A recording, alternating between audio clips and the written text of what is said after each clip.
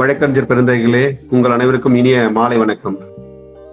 இன்றைய அற்புதமான மாலை பொழுது வேளையில் நம்முடைய ப்ரோலிடேட் பிடிஎஸ் ஸ்கூலின் வாயிலாக அசிஸ்டன்ட் பப்ளிக் ப்ராசிக்யூட்டர் தேர்வுக்கு தன்னை தயார்படுத்திக் கொண்டிருப்போரின் வருங்கால வெற்றியை உறுதிப்படுத்தும் வகுப்பு. இன்றைய தலைப்பு த பாஸ்போர்ட் ஆக்ட் 1967 என்ற சிறப்பு தலைப்பின் அடிப்படையில் வகுப்பெடுக்க வருகை புரிந்துள்ளவர் நமக்கு மட்டுமல்லாமல் வழக்கறிஞர் சமூகத்திற்கே மிகவும் பரிச்சயமானவரும், தமிழ்நாடு மற்றும் புதுச்சேரி பார் கவுன்சில் மற்றும் மனிதநேயம் IAS அகாடமிக் இணைந்து நடத்தக்கூடிய நீதிபதி தேர்வுக்கான பயிற்சி மையத்தினுடைய சிறப்பு பயிற்சியாளரும் மற்றும் போலீஸ் அகாடமிக் மற்றும் பல அகாடமிக்கில் பல வகுப்புகள் எடுத்து பல மாவட்ட நீதிபதிகளையும் பல APPகளையும் பல சிவில் நீதிபதிகளையும் உருவாக்கிய பெருமைக்குரியவர் மாண்பு பொருந்திய சென்னை உயர்நீதிமன்ற வழக்கறிஞர் ஆர் சித்ராதேவி மேடம் அவர்களை நம் குழுவின் வாயிலாக வரவேற்பதில் மகிழ்ச்சி அடைகிறேன். Welcome madam. இன்றைய அற்புதமான நிகழ்வினை இனிதே துவங்குமாறு அழைக்கிறேன். Welcome madam. ஸ்டார்ட் பண்ணலாம் madam. Thank you sir. Thank you. Good evening participants. நான் பேசுறது கேக்குதுல்ல? Yes madam, clear madam. Okay okay, thank you. பார்க்க போறது வந்து தி பாஸ்போர்ட் ஆக்ட் 1967. ஆக்டோட ஆப்ஜெக்ட் என்ன அப்படின்னா, பாஸ்போர்ட் அண்ட் டிராவல் டாக்குமெண்ட் வந்து இஷ்யூ பண்றதுக்கு தொடர்புபட்ட ஒரு சட்டம். அதுக்கப்புறமா வந்து இந்தியன் சிட்டிசனா இருக்கட்டும் இல்ல வேற அதர் பர்சன்ஸா இருக்கட்டும், இவங்க இந்தியாவை விட்டு வெளியே டிபார்ட் ஆகணும் அப்படின்னா இந்த விஷயங்களுக்கான ரெகுலேட் பண்ணக்கூடிய ஆக்ட். மேலும் இந்த இது இப்ப நம்ம பார்த்த இந்த விஷயங்கள் தொடர்புபட்ட இதோட இன்சிடென்டலான விஷயங்களுக்கு, ஆன்சிலரி அண்ட் இன்சிடென்டலான விஷயங்களுக்கான ஒரு சட்டம் இது. ஷார்ட் டைட்டில் செக்ஷன் 1ல வந்து ஷார்ட் டைட்டில் அண்ட் எக்ஸ்டென்ட்ல ஆக்டோட name the passport act 1967 and it extends to whole of India அப்படிங்கறது சொல்லியிருப்பாங்க. அதோட சேர்த்து இந்தியாவுக்கு வெளியேயும் அவுட் சைட் இந்தியாவும் இருக்கக்கூடிய சிட்டிசன்ஸுக்கும் இந்த ஆக்ட் அப்ளை ஆகும் அப்படிங்கறது இதுல சொல்லியிருக்காங்க. ஸோ இந்த ஆக்ட் ஃபுல்லாவே பார்த்தோம்னா நமக்கு வந்து இந்த பாஸ்போர்ட் அண்ட் டிராவல் டாக்குமெண்ட் அப்படின்னு சொல்லக்கூடிய ரெண்டு விஷயம் இந்த ஆக்டுக்கு கீழே டீல் பண்றாங்க. ரெண்டுமே டிஃப்ரெண்டான ஸ்கோப் உள்ளது. பாஸ்போர்ட் அப்படின்னு சொல்லும் போது சிட்டிசன்ஷிப்பை வந்து நிரூபிக்கக்கூடிய ஒரு ஆவணமா அந்த டாக்குமெண்ட் இருக்கும். ஸோ பாஸ்போர்ட் வந்து இந்தியன் சிட்டிசன்ஸ்க்கு மட்டும்தான் இஷ்யூ பண்ணுவாங்க. இந்தியன் சிட்டிசன்ஸா இல்லாத யாருக்குமே வந்து பாஸ்போர்ட் வந்து கொடுக்க மாட்டாங்க. அது தவிர்த்துட்டு டிராவல் டாக்குமெண்ட் அப்படின்னு சொல்லக்கூடியது ஒரு டாக்குமெண்ட் இருக்கு. இந்த டிராவல் டாக்குமெண்ட் என்னன்னா, இது வந்து சிட்டிசன்ஷிப்புக்கான ஒரு டாக்குமெண்டா இருக்காது, ஐடென்டிட்டியை ப்ரூவ் பண்ற மாதிரியான ஒரு டாக்குமெண்டா இருக்கும். இந்த டிராவல் டாக்குமெண்ட் வந்து எப்பெல்லாம் இஷ்யூ பண்ணலாங்கிறது, நமக்கு என்ன டைப்லாம் இருக்குங்கிறது இந்த ஆக்ட்ல பின்னாடி சொல்லியிருக்காங்க. ஸோ இந்த ரெண்டு டாக்குமெண்ட் பத்தி இந்த ஆக்ட் ஃபுல்லா பேசியிருக்காங்க. ஸோ செக்ஷன் 2ல டெஃபினிஷன்ல கிளாஸ் ஏல டிபார்ச்சர் அப்படின்னு சொல்லக்கூடியது இந்தியா விட்டு வெளியில போகக்கூடியது. அது வந்து பை வாட்டரா இருக்கலாம், லேண்டா இருக்கலாம், இல்ல ஏர் டிரான்ஸ்போர்ட் மூலமா இருக்கலாம், எப்படினாலும். இது வந்து 2 class A. Then 2 class Bல passport means a passport issued or deemed to have been issued under this act. இந்த சட்டத்துக்கு கீழே இஷ்யூ பண்ணக்கூடிய பாஸ்போர்ட் தான் வந்து பாஸ்போர்ட், ஆர் இந்த சட்டத்துக்கு கீழே டீம் பண்ணக்கூடிய விஷயங்கள் வந்து பாஸ்போர்ட்ன்றது. தென் பாஸ்போர்ட் அத்தாரிட்டி அப்படின்னு சொல்லும்போது இந்த ஆக்டுக்கு கீழே ஒரு அத்தாரிட்டியை வந்து எம்பவர் பண்ணி கொடுத்திருக்காங்க பாஸ்போர்ட் அண்ட் டிராவல் டாக்குமெண்ட்டை வந்து இஷ்யூ பண்றதுக்காக. ஸோ பாஸ்போர்ட் அத்தாரிட்டின்னு சொல்லும்போது அந்த authority as well as central government வந்து டிஃபேக்டாவே இதுல வந்து பாஸ்போர்ட் அத்தாரிட்டியா வருவாங்க. So one authority who is authorised to perform to issue passport and travel document, அவங்க வந்து கொஞ்சம் ஸ்லோவா போங்க மேம், ரொம்ப ஃபாஸ்டா போறீங்க. Okay okay.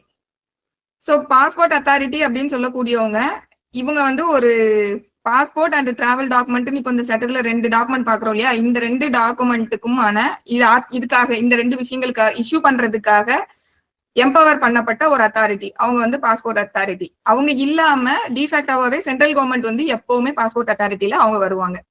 ஸோ அதனால அவங்க இன்க்ளூட் ஆகுறாங்க, இன்க்ளூடிங் சென்ட்ரல் கவர்மெண்ட் அப்படின்றது 2 class Cல வந்து சொல்லியிருக்காங்க. தென் 2 class Dல பிரெஸ்கிரைப்னு சொல்றது நமக்கு எப்பவுமே ரூல்ஸ்ல பிரெஸ்கிரைப் பண்ணி கொடுத்துருப்பாங்க, அதே தான். ஸோ ரூல்ஸ்ல என்னெல்லாம் பிரெஸ்கிரைப் பண்ணி கொடுத்துருக்காங்களோ அது. தென் 2Eல டிராவல் டாக்குமெண்ட் அப்படின்னு சொல்லக்கூடியது இந்த சட்டத்துக்கு கீழே இஷ்யூ பண்ணக்கூடிய டிராவல் டாக்குமெண்ட், அப்படி இல்லாட்டி டீம் பண்ணக்கூடிய டாக்குமெண்ட்ஸ். ஸோ டீமிங்னா லீகல் ஃபிக்ஷன், அது டிராவல் டாக்குமெண்ட்ன்றதுக்கு கீழே ஆக்சுவலி டிராவல் டாக்குமெண்ட் இல்ல, பட் அது டிராவல் டாக்குமெண்ட் மாதிரி டீம் பண்ணப்படும் அப்படின்னு சொல்லக்கூடிய அந்த லீகல் ஃபிக்ஷன். ஸோ இந்த 2 நேச்சர்ல வரக்கூடியதும் டிராவல் டாக்குமெண்ட்ன்றதுல சொல்லியிருக்காங்க.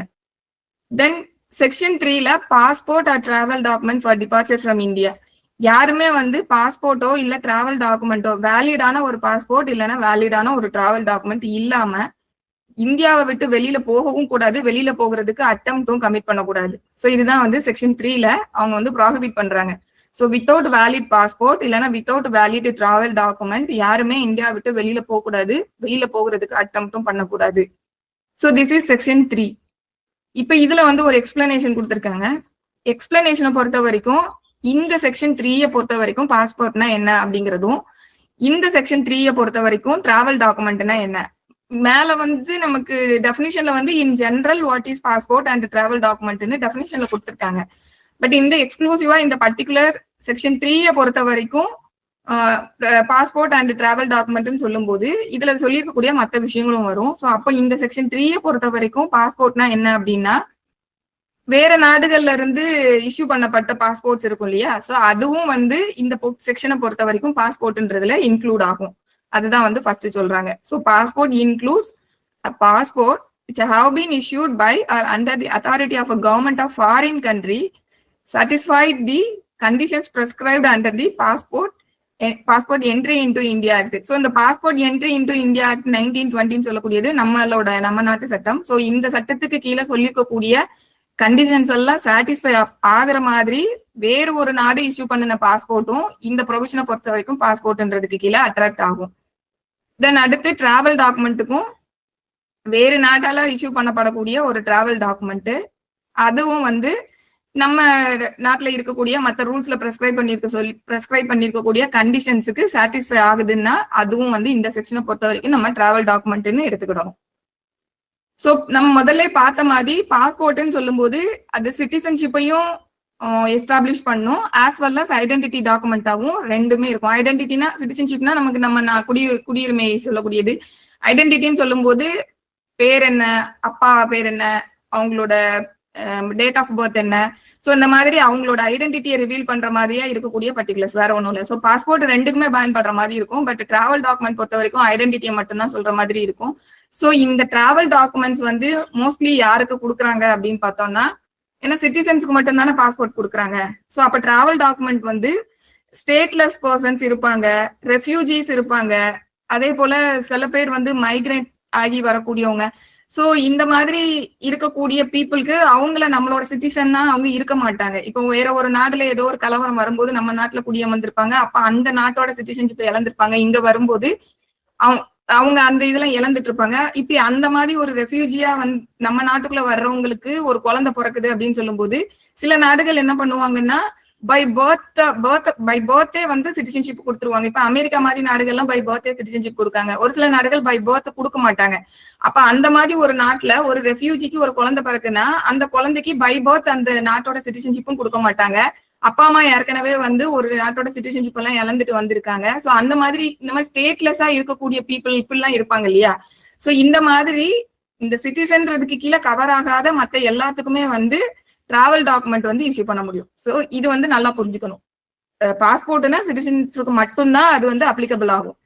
சோ இப்போ இந்த செக்ஷன் 4ல என்ன சொல்றாங்க அப்படின்னா types of passport and types of travel document பத்தி சொல்றாங்க.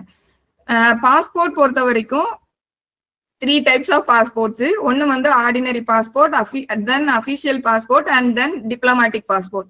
ஆர்டினரி பாஸ்போர்ட்னா நமக்கு தெரியும், எல்லாத்துக்குமே கொடுக்கக்கூடியது. அபிஷியல் பாஸ்போர்ட்னு சொல்லும் போது கவர்மெண்ட் இதுல வந்து அபிஷியல் டியூட்டில இருக்கும்போது அவங்க டியூட்டியை வந்து பெர்ஃபார்ம் பண்ற விஷயங்களுக்காக அவங்க அடுத்த வேற நாடுகளுக்கு எல்லாம் போயிட்டு வர்றதுக்காக இஷ்யூ பண்ணக்கூடியது வந்து இந்த அபிஷியல் பாஸ்போர்ட்ன்றதுல இருக்கும்.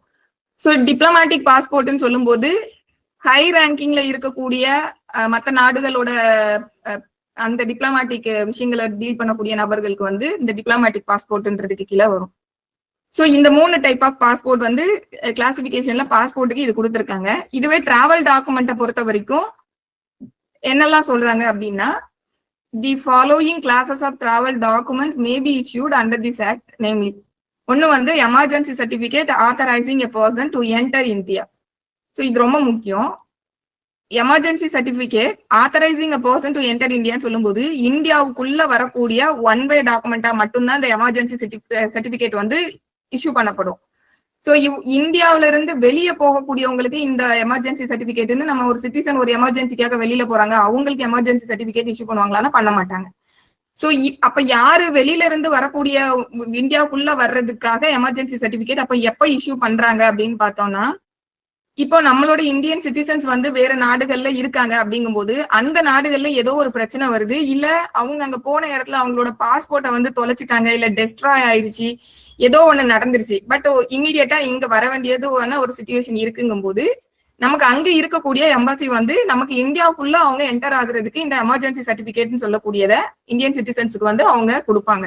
ஸோ இந்த எமர்ஜென்சி சர்டிபிகேட்னு சொல்லக்கூடியது இந்த ஒன் வே டாக்குமெண்டா தான் இருக்கும். That to enter into India, அதுக்கு தான் வந்து இது இஷ்யூ பண்ணுவாங்க.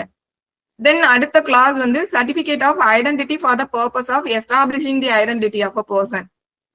ஸோ இது வந்து எல்லாத்துக்குமே, இது வந்து நம்ம முதல்ல பார்த்த மாதிரி ஸ்டேட்லெஸ் பீப்புள், அதுக்கப்புறம் இங்க மைக்ரேட் ஆகி வரக்கூடியவங்க, அதுக்கப்புறமா வந்து ரெஃப்யூஜிஸ், ஐஸ்லாம் அந்த மாதிரி வரக்கூடிய எல்லாத்துக்குமே வந்து இந்த டைப் ஆஃப் டிராவல் டாக்குமெண்ட் வந்து இஷ்யூ பண்ணுவாங்க. ஸோ இது வந்து லிமிட்டட் பர்பஸ்க்காக இஷ்யூ பண்ணுவாங்க. இதுல வந்து நான் சிட்டிசனா இருந்தா கூட இந்த சர்டிபிகேட் ஆஃப் ஐடென்டிட்டிங்கிறது எல்லாத்துக்குமே கொடுக்குறாங்க. ஸோ அதுல வந்து பார்த்தோம்னா இதுவுமே நமக்கு இந்த பாஸ்போர்ட் மாதிரி நமக்கு இந்த ரைட் டு டிராவல் அப்படின்னு சொல்லக்கூடிய அந்த வைடரான ஸ்கோப்புக்குள்ள இருக்கிற மாதிரி இது கொடுப்பாங்களான்னா கொடுக்க மாட்டாங்க. ரொம்ப பர்பஸ் ஓரியன்டா இருக்கும், கொஞ்சம் ரெஸ்ட்ரிக்டடா அந்த மாதிரி தான் இருக்கும். ஸோ இது வந்து சர்டிபிகேட் ஆஃப் ஐடென்டிட்டின்னு சொல்லக்கூடியது இந்த மாதிரி நேச்சர்ல வந்து இது வந்து இந்தியாவை விட்டு வெளியில போறதுக்குமே பயன்படுத்தலாம். ஸோ இது என்னன்னா அதுல ஐடென்டிட்டி ஆஃப் பர்சனை வந்து அதுல கன்ஃபார்ம் பண்ற மாதிரி அந்த நேச்சர்ல இருக்கக்கூடிய டாக்குமெண்ட். ஸோ அது வந்து இப்படி இருக்கு. தென் கிளாஸ் சில வந்து such other certificate or document as may be prescribed. So இது இல்லாது வேற ஏதாவது வந்து கவர்மெண்ட் நினைச்சாங்கன்னா நமக்கு ரூல்ஸ்ல பிரெஸ்கிரைப் பண்ணி கொடுத்தாங்கன்னா வேற சர்டிபிகேட்ஸும் வந்து இந்த இதுக்குள்ள வரும். ஸோ இதெல்லாம் சொல்லக்கூடியது செக்ஷன் 4ல இந்த clauses of passport and travel டாக்குமெண்ட்ல இருக்கு.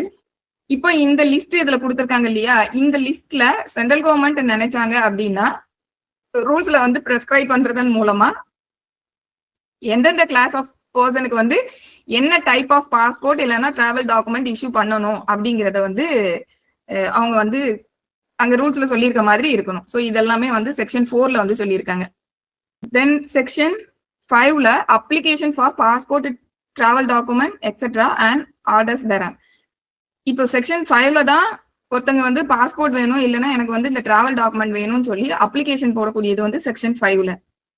இப்ப அப்ளிகேஷன் வந்து இந்த செக்ஷன் 5க்கு கீழே வந்து என்னென்ன எப்படி நம்ம அப்ளிகேஷன் கொடுக்கணும் அப்படின்னா என்னென்ன கண்ட்ரிஸை வந்து எந்த ஃபாரின் கண்ட்ரியை வந்து விசிட் பண்றதுக்காக இந்த அப்ளிகேஷன் வந்து அவங்க மேக் பண்றாங்களோ அதெல்லாம் அதுல மென்ஷன் பண்ணி அதை வந்து அந்த கன்சர்ன் பாஸ்போர்ட் அத்தாரிட்டி அவங்க தான் வந்து காம்பிடென்ட் அத்தாரிட்டி பாஸ்போர்ட் வந்து டிராவல் டாக்குமெண்ட் இஷ்யூ பண்றதுக்கு. ஸோ அவங்க கிட்ட இந்த அப்ளிகேஷனை கொடுக்கணும். அந்த அப்ளிகேஷன் கொடுக்கும்போது அதுல என்னெல்லாம் அக்கம்பைன் ஆயிருக்கணும் அப்படின்னா ரூல்ஸ்ல என்ன ஃபீஸ் பே பண்ணி கொடுக்கணும்னு சொல்லியிருக்காங்களோ அந்த பிரெஸ்கிரைப்டு ஃபீஸ். ஸோ அந்த ஃபீஸ் எதுக்காக அப்படின்னா இந்த பேப்பர்ஸ் எல்லாம் அவங்க ப்ராசஸ் பண்ணி அதுக்கப்புறமா வந்து ஸ்க்ரூட்டினைஸ் எல்லாம் பண்ணுவாங்க இல்லையா, பிரிண்டிங் சார்ஜஸ், லேமினேஷன், இதுக்கெல்லாம் சேர்த்து அவங்க என்ன ஃபீஸ் வந்து ப்ரெஸ்கிரைப் பண்ணி ரூல்ஸ்ல கொடுத்துருக்காங்களோ அதோட சேர்த்து இந்த அப்ளிகேஷனை கொடுக்கணும். ஸோ மெயினா எந்தெந்த கண்ட்ரிஸை விசிட் பண்ணணும்ன்றத அதுல இருக்கணும். தென் அலாங் வித் இந்த ப்ரெஸ்கிரைப்டு ஃபீஸ் இருக்கணும். இதுதான் வந்து 5ல கிளாஸ் 1ல வந்து சொல்லியிருக்காங்க. இந்த செக்ஷன் 5 பொறுத்த வரைக்கும் 5 கிளாஸ் 1 பொறுத்த வரைக்கும் பாஸ்போர்ட் வந்து கேக்குறாங்க இல்லையா, இந்த பாஸ்போர்ட் பொறுத்த வரைக்கும் இது வந்து செக்ஷன் 5 கிளாஸ் 1 பொறுத்த வரைக்கும் எக்ஸ்க்ளூசிவ்லி ஃபார் பாஸ்போர்ட் மட்டும்தான், டிராவல் டாக்குமெண்ட் கிடையாது, எக்ஸ்க்ளூசிவ்லி பாஸ்போர்ட். அதுவுமே வந்து பாஸ்போர்ட் வந்து அதுல பிராக்கெட்ல வந்து கொடுத்துருக்காங்க இல்லையா, not being a named foreign கண்ட்ரின்னு கொடுத்துருக்காங்க. ஸோ நேம்டு ஃபாரின் கண்ட்ரின்றது நமக்கு வந்து சென்ட்ரல் கவர்மெண்ட் வந்து இந்த கண்ட்ரிஸ் எல்லாம் நேம்டு ஃபாரின் கண்ட்ரி அப்படின்னு சொல்லி நோட்டிஃபை பண்ணி கொடுத்தாங்கன்னா அந்த நேம்டு ஃபாரின் கண்ட்ரிக்கு இந்த கிளாஸ் 1 வந்து அப்ளிகபிள் ஆகாது. ஸோ நேம்டு ஃபாரின் கண்ட்ரினா இப்போ நமக்கு வந்து பாகிஸ்தான், பங்களாதேஷ் இந்த மாதிரியான நாடுகள் எல்லாம் வந்துட்டு இந்த நேம்டு ஃபாரின் கண்ட்ரின்றதுக்கு கீழே, அதே போல இஸ்ரேல், ஸோ இது மாதிரியான நாடுகள்லாம் வந்து இந்த நேம்டு ஃபாரின் கண்ட்ரின்றதுக்கு கீழே வந்து கொண்டு வராங்க. சோ இது என்னன்னா இந்த மாதிரி நேம்டு ஃபாரின் கண்ட்ரியா இருக்கு அப்படின்ற பட்சத்துல சோ இந்த நேம்டு ஃபாரின் கண்ட்ரி பொறுத்த வரைக்கும் இது மாதிரி நமக்கு அந்த நாடுகளுக்கான பாஸ்போர்ட் அப்ளிகேஷன் வந்து இந்த செக்ஷன் 5 கிளாஸ் 1ல அட்ராக்ட் ஆகாது. சரி, இப்போ அததான் வந்து எக்ஸ்பிளனேஷன்ல இந்த நேம்டு ஃபாரின் கண்ட்ரினா என்னங்கிறது சொல்லியிருக்காங்க. சோ அது என்ன அப்படின்னா நமக்கு சென்ட்ரல் கவர்மெண்ட் வந்து பை நோட்டிபிகேஷன் நேம்டு ஃபாரின் கண்ட்ரின்னு சொல்லிட்டு ரூல்ஸ்ல நோட்டிபிகேஷன்ல பை ரூல்ஸ் வந்து எதெல்லாம் நேம்டு ஃபாரின் கண்ட்ரின்னு ஸ்பெசிஃபை பண்றாங்களோ அதெல்லாம். தென் இந்த கிளாஸ் 1 கேபிட்டல் ஏல தான் வந்து பாத்தீங்கன்னா நேம்டு ஃபாரின் கண்ட்ரி, ஏன்னா கிளாஸ் 1ல வந்து நேம்டு ஃபாரின் கண்ட்ரி வந்து எக்ஸ்க்ளூட் ஆகுது. கிளாஸ் 1 கேபிட்டல் ஏல தான் நேம்டு ஃபாரின் கண்ட்ரிக்கும் நம்ம பாஸ்போர்ட் இஷ்யூ பண்றது. அதே போல டிராவல் டாக்குமெண்ட் வந்து போத் நேம்டு ஃபாரின் கண்ட்ரியா இருக்கட்டும், அன்நேம்டு ஃபாரின் கண்ட்ரியா இருக்கட்டும், ரெண்டுக்குமே சேர்ந்து டிராவல் டாக்குமெண்ட். இது வந்து கிளாஸ் 1 கேபிட்டல் ஏல இந்த ரெண்டுக்குமான அப்ளிகேஷன் கொடுக்கறத பத்தி பேசியிருக்காங்க. ஸோ இது எல்லாமே வந்து நம்ம எந்த நாடுகளுக்கு விசிட் பண்ணணும்ன்றதெல்லாம் அவங்க சொல்லி, அதே போல இந்த 1 கேபிட்டல் ஏ பொறுத்த வரைக்கும் இதுலயுமே வந்து அமௌண்ட் வந்து இங்கேயே ப்ரெஸ்கிரைப் பண்ணி கொடுத்துருக்காங்க. நாட் எக்ஸீடிங் 50 rupees அப்படின்னு சொல்லிட்டு. ஸோ 50 ரூபாய்க்கு எக்ஸீட் ஆகாத அளவுக்கு ஒரு அமௌண்ட், அது வந்து ஃபீஸ் இங்கேயே ப்ரெஸ்கிரைப் பண்ணி கொடுத்துருக்காங்க. ஸோ இதை வச்சு இந்த அப்ளிகேஷனை வந்து அவங்க கிட்ட காம்பிடென்ட் அத்தாரிட்டி கிட்ட வந்து மேக் பண்ணணும். தென் இந்த அப்ளிகேஷனோட ஃபார்ம் மற்ற எல்லாமே வந்து பர்டிகுலர்ஸ் எல்லாமே வந்து ரூல்ஸ்ல என்ன ப்ரெஸ்கிரைப் பண்ணி கொடுத்துருக்காங்களோ அந்த மேனர்ல இருக்கணும் அப்படின்னு சொல்லக்கூடியது 1 கேபிட்டல் பில வந்து இருக்கு. சரி, இது வந்து கிளாஸ் 1 and 1 கேபிட்டல் ஏல. தென் கிளாஸ் 2 பொறுத்த வரைக்கும் இப்போ இந்த அப்ளிகேஷனை ரெசிப்ட் பண்ணக்கூடிய பாஸ்போர்ட் அத்தாரிட்டி என்ன பண்ணணும் அப்படின்னு சொல்லக்கூடியது கிளாஸ் 2. ஸோ இவங்க வந்து தேவைப்படக்கூடிய என்கொயரியை கண்டக்ட் பண்ணணும். பண்ணிட்டு அதுக்கப்புறமா 3 விஷயம் பண்ணலாம்னு சொல்லி ஏபிசின்னு சொல்லியிருக்காங்க. ஒண்ணு வந்து என்னன்னா, இவங்க வந்து இந்தந்த கண்ட்ரீஸ் எல்லாம் வந்து நான் விசிட் பண்ணணும்னு சொல்லி லிஸ்ட் அதுல வந்து ஸ்பெசிஃபை பண்ணி கொடுத்துருக்காங்க இல்லையா அப்ளிகேஷன்ல. சோ அதை வந்து அவங்க அப்படியே அலோவ் பண்ணலாம். சோ அப்ப ஃபர்ஸ்ட் என்ன சொல்றாங்கன்னா, issue the passport or travel document with endorsement அப்படின்னு. சோ இந்த என்டாஸ்மெண்ட்னு சொல்லக்கூடிய வேர்டு என்ன அப்படின்னா, இப்போ வந்து என்னென்ன நாடுகள் நம்ம விசிட் பண்ணணும்னு அப்ளிகேஷன்ல கொடுத்துருக்காங்க. இப்போ அந்த நாடுகள் வந்து அவங்க வந்து நம்ம கேட்டிருக்க எல்லா நாடுகளையுமே வந்து அலோவ் பண்றாங்கும் போது அவங்க அதற்கான ஒரு ஆத்தரைசேஷன் பெர்மிஷன் கொடுக்கக்கூடியதுக்கு தான் பேரு என்டாஸ்மெண்ட். சில கேசஸ்ல வந்து நம்ம ஒரு 10 நாடுகள் கேட்டிருக்கோம்னா ஒரு 5 நாடுகள் அவங்க ரிஜெக்டும் பண்ணலாம். சோ அதுவும் வந்து ஒரு என்டாஸ்மெண்ட். சோ இதுல இந்த நாடுகளுக்கு எல்லாம் வந்து அப்ரூவ் ஆகல. இந்த நேம்டு ஃபாரின் கண்ட்ரீஸை பொறுத்த வரைக்கும் அவங்க வந்து இந்த நாடுக்கு பெர்மிட் பண்றோம், but subject to approval of the government அப்படின்னு சொல்லி நமக்கு என்டாஸ் பண்ணி கொடுப்பாங்க நேம்டு கண்ட்ரியை பொறுத்த வரைக்கும். ஸோ இந்த subject to approval of the government, அதாவது நம்ம கவர்மெண்ட், சென்ட்ரல் கவர்மெண்ட் அப்படின்னு சொல்லும் போது நம்ம தனியா வந்து கவர்மெண்ட் கிட்ட இருந்து தனியா ஒரு கிளியரன்ஸ் சர்டிபிகேட் வந்து வாங்க வேண்டியிருக்கு, நோ ஆப்ஜெக்ஷன் சர்டிபிகேட். ஸோ இந்த மாதிரி அவங்க வந்து வித் என்டாஸ்மெண்ட் வந்து, ஸோ அப்ப ஃபர்ஸ்ட் பார்ட்ல என்ன சொல்றாங்க அப்படின்னா, இந்த டிராவல் டாக்குமெண்ட் இல்லைன்னா பாஸ்போர்ட்டை பொறுத்த வரைக்கும் அவங்க வந்து என்டாஸ்மெண்ட் மேக் பண்ணிடலாம். அப்படி இல்லாட்டி கிளாஸ் ஏ பொறுத்த வரைக்கும் passport or travel document issue பண்ணி அதுல வந்து என்டாஸ்மெண்டோட இஷ்யூ பண்றாங்க. அதோட சப்சிக்வெண்ட் அடுத்த பார்ட்ல என்ன பண்றாங்க அப்படின்னா, ஆல்ரெடி வந்து நம்ம புதுசா பாஸ்போர்ட்டோ இல்ல டிராவல் டாக்குமெண்டோ அப்ளை பண்ணல, நம்ம ஜஸ்ட் இப்போ போயிட்டு எக்ஸ்ட்ரா வந்து ஒரு சில நாடுகளுக்கு நம்ம போகணும்னு விசிட் பண்ணணும்ன்ற பர்பஸ்க்காக நம்ம இந்த நாடுகளையும் எனக்கு இன்க்ளூட் பண்ணி கொடுங்கன்றது சொல்லி நம்ம லிஸ்ட் கொடுத்துருக்கோம். அந்த மாதிரி நேச்சர்ல நம்ம அப்ளிகேஷன் கொடுத்துருக்கோம். அப்படிங்கும் போது அவங்க புதுசா பாஸ்போர்ட்டோ டிராவல் டாக்குமெண்டோ இஷ்யூ பண்ண போறதில்ல. ஆனா என்ன பண்ணுவாங்கன்னா, ஜஸ்ட் என்டாஸ்மெண்ட் மட்டும் அதுல மேக் பண்ணுவாங்க. சோ அதனாலதான் இந்த 2 விஷயங்களை அதுல சொல்லிட்டு வராங்க. Issue passport or travel document with endorsement அப்படின்னு சொல்லும் போது இங்க பாஸ்போர்ட் டிராவல் டாக்குமெண்ட்டை இஷ்யூ பண்றாங்க அலாங் வித் என்டாஸ்மெண்ட். அடுத்த பார்ட்ல பாத்தீங்க அப்படின்னா, make on the passport or travel document the endorsement. So இதுல வந்து already passport or travel document இருக்கு, அதுல என்டாஸ்மெண்ட் மட்டும் மேக் பண்றாங்க. சோ நம்ம இவங்க கேட்ட அந்த ஃபாரின் கண்ட்ரி இல்லைன்னா நிறைய கண்ட்ரிஸ் கேட்டிருக்காங்கன்னா அந்த கண்ட்ரிஸ் எல்லாத்துக்கும் சேர்த்து. தென் கிளாஸ் பி பொறுத்த வரைக்கும் இது வந்து பார்ட்லி ரெஃப்யூஸ் பண்றாங்க. சோ ஃபர்ஸ்ட் கிளாஸ் பொறுத்த வரைக்கும் கேட்ட நாடுகளுக்கு அப்படியே அவங்க அலோவ் பண்றாங்க. அது ஒரு நாடா கேட்டிருந்தோம்னா அந்த ஒரு நாட்டுக்கு மட்டும் அலோவ் பண்ணுவாங்க. மோர் தென் 1 கண்ட்ரினா எல்லாத்துக்கும் அப்படியே வந்து அலோவ் பண்றாங்க. கிளாஸ் பி பொறுத்த வரைக்கும் பார்ட்லி அலோவ் பண்றாங்க, பார்ட்லி ரெஃப்யூஸ் பண்றாங்க. சோ அப்போ இங்க வந்து பாஸ்போர்ட் ஆர் டிராவல் டாக்குமெண்ட் வந்து with endorsement part of the கண்ட்ரிக்கு அலோவ் பண்றாங்க. இல்லாட்டி இப்ப புதுசா வந்து நான் பாஸ்போர்ட் அப்ளை பண்ணல, ஆல்ரெடி எங்கிட்ட இருக்கு, அதுல வந்து என்டாஸ்மெண்ட் மட்டும் கேக்குறாங்க அப்படிங்கும் போது அதுல பார்ட்லி அலோவ் பண்றாங்க அப்படின்னா அது வந்து இந்த கிளாஸ் பி. தென் கிளாஸ் சி பொறுத்த வரைக்கும் டோட்டலாவே ரெஃப்யூஸ் பண்றது, பாஸ்போர்ட் ஆர் டிராவல் டாக்குமெண்ட்டை இஷ்யூ பண்ண மாட்டோம்னு சொல்லி டோட்டல் ரெஃப்யூசல். அப்படி இல்லாட்டி இந்த என்டாஸ்மெண்ட் மட்டும் கூட கேட்கலாம்னு சொல்லியிருக்கேன் இல்லையா, அந்த மாதிரி அதாவது ஆல்ரெடி இருக்கு அவங்க பாஸ்போர்ட் டிராவல் டாக்குமெண்ட் இருக்கு, அதுல என்டாஸ்மெண்ட் கேட்டிருக்காங்க, அதை டோட்டலாவே ரெஃப்யூஸ் பண்றது. சோ கிளாஸ் ஏ பொறுத்த வரைக்கும் ஃபுல்லா அலோவ் பண்றாங்க, கிளாஸ் பி பொறுத்த வரைக்கும் பார்ட்லி அலோவ் பண்றாங்க, கிளாஸ் சி பொறுத்த வரைக்கும் டோட்டல் ரெஃப்யூசல். சோ இந்த மாதிரி இந்த 3 விஷயங்கள்ல அவங்க எது வேணும்னாலும் பண்ணலாம் அப்படின்னு சொல்லக்கூடியதுதான் கிளாஸ் 2. தென் கிளாஸ் 3ல என்ன சொல்றாங்க அப்படின்னா, இந்த மாதிரி sub class B and sub class சிக்கு கீழே பார்ட்லி அலோவ் பண்றாங்க இல்ல ஃபுல்லா ரெஃப்யூஸ் பண்றாங்க அப்படின்ற ஒரு சூழ்நிலை வரும்போது இந்த பாஸ்போர்ட் அத்தாரிட்டி வந்து ரைட்டிங்ல அவங்களோட பிரீஃப் ஸ்டேட்மெண்ட்டை எழுதணும். அந்த ஸ்டேட்மெண்ட் என்னன்னா, என்ன ரீசனுக்காக அவங்க அதை வந்து பார்ட்லி ரெஃப்யூஸ் பண்ணாங்க இல்ல என்ன ரீசனுக்காக டோட்டலாவே ரெஃப்யூஸ் பண்ணாங்க அப்படின்னு சொல்லி அந்த பிரீஃப் ரீசன் வந்து எழுதியிருக்கணும். அதே போல இந்த கன்சர்ன் அப்ளிகன்ட் இருக்காங்க இல்லையா, அவங்க வந்து அதோட காப்பி வேணும்னு டிமாண்ட் பண்றாங்கன்னா they have to give. So suppose வந்து அந்த மாதிரி கொடுக்கறது இந்த அத்தாரிட்டியோட ஒப்பீனியன் படி நம்ம இவங்களுக்கு கொடுத்தோம்னா இதனால நம்மளோட கவர்மெண்டோட சாவரனிட்டி இல்ல இன்டெகிரிட்டி ஆஃப் இந்தியா இல்ல செக்யூரிட்டி இல்லைன்னா friendly relationship with foreign countries இல்லைன்னா ஜெனரல் பப்ளிக்கோட இன்ட்ரெஸ்ட் அஃபெக்ட் ஆகும் அப்படின்னு அவங்களுக்கு ஒரு ஒப்பீனியன் இருந்ததுன்னா தே கேன் ரெஃப்யூஸ். சோ இது வந்து கிளாஸ் 3ல சொல்லியிருக்காங்க. சோ ஜெனரல் ரூல் அவர் கேட்டாங்கன்னா கொடுக்கணும். சோ இதெல்லாம் சொல்லக்கூடியது வந்து நமக்கு செக்ஷன் 5. தென் செக்ஷன் 6ல refusal of passport and travel document. இப்ப ரெஃப்யூஸ் பண்ணலாம் அப்படிங்கிறது மேல பாத்துட்டாங்க. ஒண்ணு அலோ பண்றாங்க, இல்ல பார்ட்லி ரெஃப்யூஸ் பண்றாங்க, இல்ல டோட்டலாவே ரெஃப்யூஸ் பண்றாங்க. இப்ப என்னென்ன கிரவுண்ட்ஸ்ல இதை பண்ணலாம் அப்படின்னு சொல்லக்கூடியதுதான் செக்ஷன் 6. சோ 6 பொறுத்த வரைக்கும் refusal of passport or travel டாக்குமெண்ட்டுக்கு கிளாஸ் 1ல என்ன சொல்றாங்க அப்படின்னா, பாஸ்போர்ட் அத்தாரிட்டி வந்து இந்த ஆக்டோட இருக்கக்கூடிய மத்த ப்ரொவிஷனுக்கு கட்டுப்பட்டு அவங்க வந்து அந்த அத்தாரிட்டிஸ் வந்து ரெஃப்யூஸ் பண்ணலாம் என்டாஸ்மெண்டா. என்ன அப்படின்னா, அதாவது நம்ம கிளாஸ் பிஎன்சில தான் பாக்குறோம் இல்லையா அந்த இது. சோ அதை வந்து ரெஃப்யூஸ் பண்ணலாம். என்னென்ன கிரவுண்ட்ஸ் அப்படின்னா, இந்த அப்ளிகண்டோட இதை வந்து நம்ம அலோவ் பண்ணணும் அப்படின்னா, இந்த அப்ளிகண்ட் அங்க வந்து engaging in the activities prejudicial to the sovereignty and integrity of India, அந்த மாதிரி ஒரு சர்க்கம்ஸ்டான்சஸ் வரும் அப்படின்னா. அப்படி இல்லாட்டி இவங்களை நம்ம அங்க போக அலோவ் பண்ணணும்னா அது வந்து detrimental to the security of India, அந்த மாதிரி ஒரு ரீசன் இருக்கும் வரும், அந்த மாதிரி ஒரு சூழ்நிலை வரும்னாலும். அப்படி இல்லாட்டி ஃப்ரெண்ட்லி ரிலேஷன்ஷிப், நமக்கு மற்ற நாடுகளோட இருக்கக்கூடிய ஃப்ரெண்ட்லி ரிலேஷன்ஷிப்பை வந்து இது ப்ரிஜுடைஸ் பண்ணும் அப்படிங்கிற மாதிரி இருந்ததுன்னா. அப்படி இல்லாட்டி கவர்மெண்டோட ஒப்பீனியன் படி இது வந்து பப்ளிக் இன்ட்ரெஸ்டுக்கு வந்து ப்ரிஜுடைஸ் ஆகும் அப்படிங்கிறது. ஸோ இந்த 4 கண்டிஷன் இருக்கும்போது தே கேன் ரெஃப்யூஸ் அப்படின்றது 6ல வந்து கிளாஸ் 1ல சொல்லியிருக்காங்க. ஸோ இது வந்து refuse to endorsement, refusal of endorsement. 6ல கிளாஸ் 1 வந்து பர்டிகுலர்லி எதை டீல் பண்ணுது அப்படின்னா என்டாஸ்மெண்ட்டை பொறுத்த வரைக்கும் தான். டைரக்டா பாஸ்போர்ட்டை வந்து இஷ்யூ பண்றதையோ பாஸ்போர்ட் டிராவல் டாக்குமெண்டோட ரெஃப்யூஸ் பண்றதையோ கிளாஸ் 1 பேசல.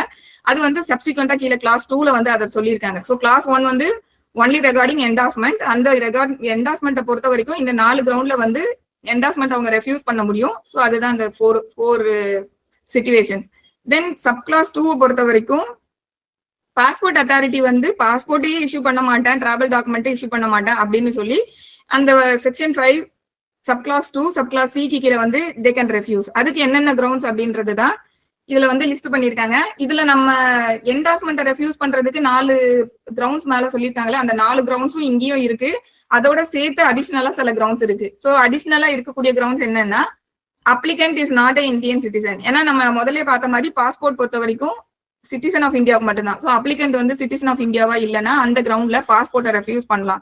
தென் அடுத்து அப்ளிகண்ட் பொறுத்த வரைக்கும் அதான் அவர் வந்து சாவர்னிட்டி அண்ட் இன்டெகிரிட்டி ஆஃப் இந்தியாவுக்கு வந்து ப்ரிஜுடைஸ் காஸ் பண்ற மாதிரியான இது அந்த ரீசன். அப்படி இல்லாட்டி detrimental to the security of India, அப்படி இல்லாட்டி friendly relation with other foreign countries affect பண்ணும், இது மாதிரி. அடுத்து அதுக்கப்புறம் என்ன சொல்றாங்க அப்படின்னா, இவங்க அப்ளிகேஷன் போட்ட இந்த டேட்டுக்கு முன்னாடி இருக்கக்கூடிய ஒரு 5 இயர்ஸ் பீரியட்ல, ஸோ அப்ளிகேஷன் டேட்டுக்கு இம்மீடியட்டா ப்ரொசீடிங் 5 இயர்ஸ் நம்ம முன்னாடி பார்த்தோம் அப்படின்னா, இவங்க ஏதோ ஒரு அஃபென்ஸ்ல வந்து இன்வால்வ் ஆயிருக்காங்க, அதுக்கு கன்விக்ஷனும் பட்டிருக்காங்க. அந்த கன்விக்ஷன் வந்து நாட் லெஸ் தென் 2 இயர்ஸ்ன்ற மாதிரி அந்த கன்விக்ஷனோட டென்யூர் வந்து not less than 2 years. So இந்த அஃபென்ஸ் என்ன மாதிரி அஃபென்ஸா இருந்திருக்கணும் அப்படின்னா, மாரல் டர்பிட்யூட் ரிலேட்டடான அஃபென்ஸுக்காக இவர் பனிஷ் பண்ணப்பட்டிருக்கணும்.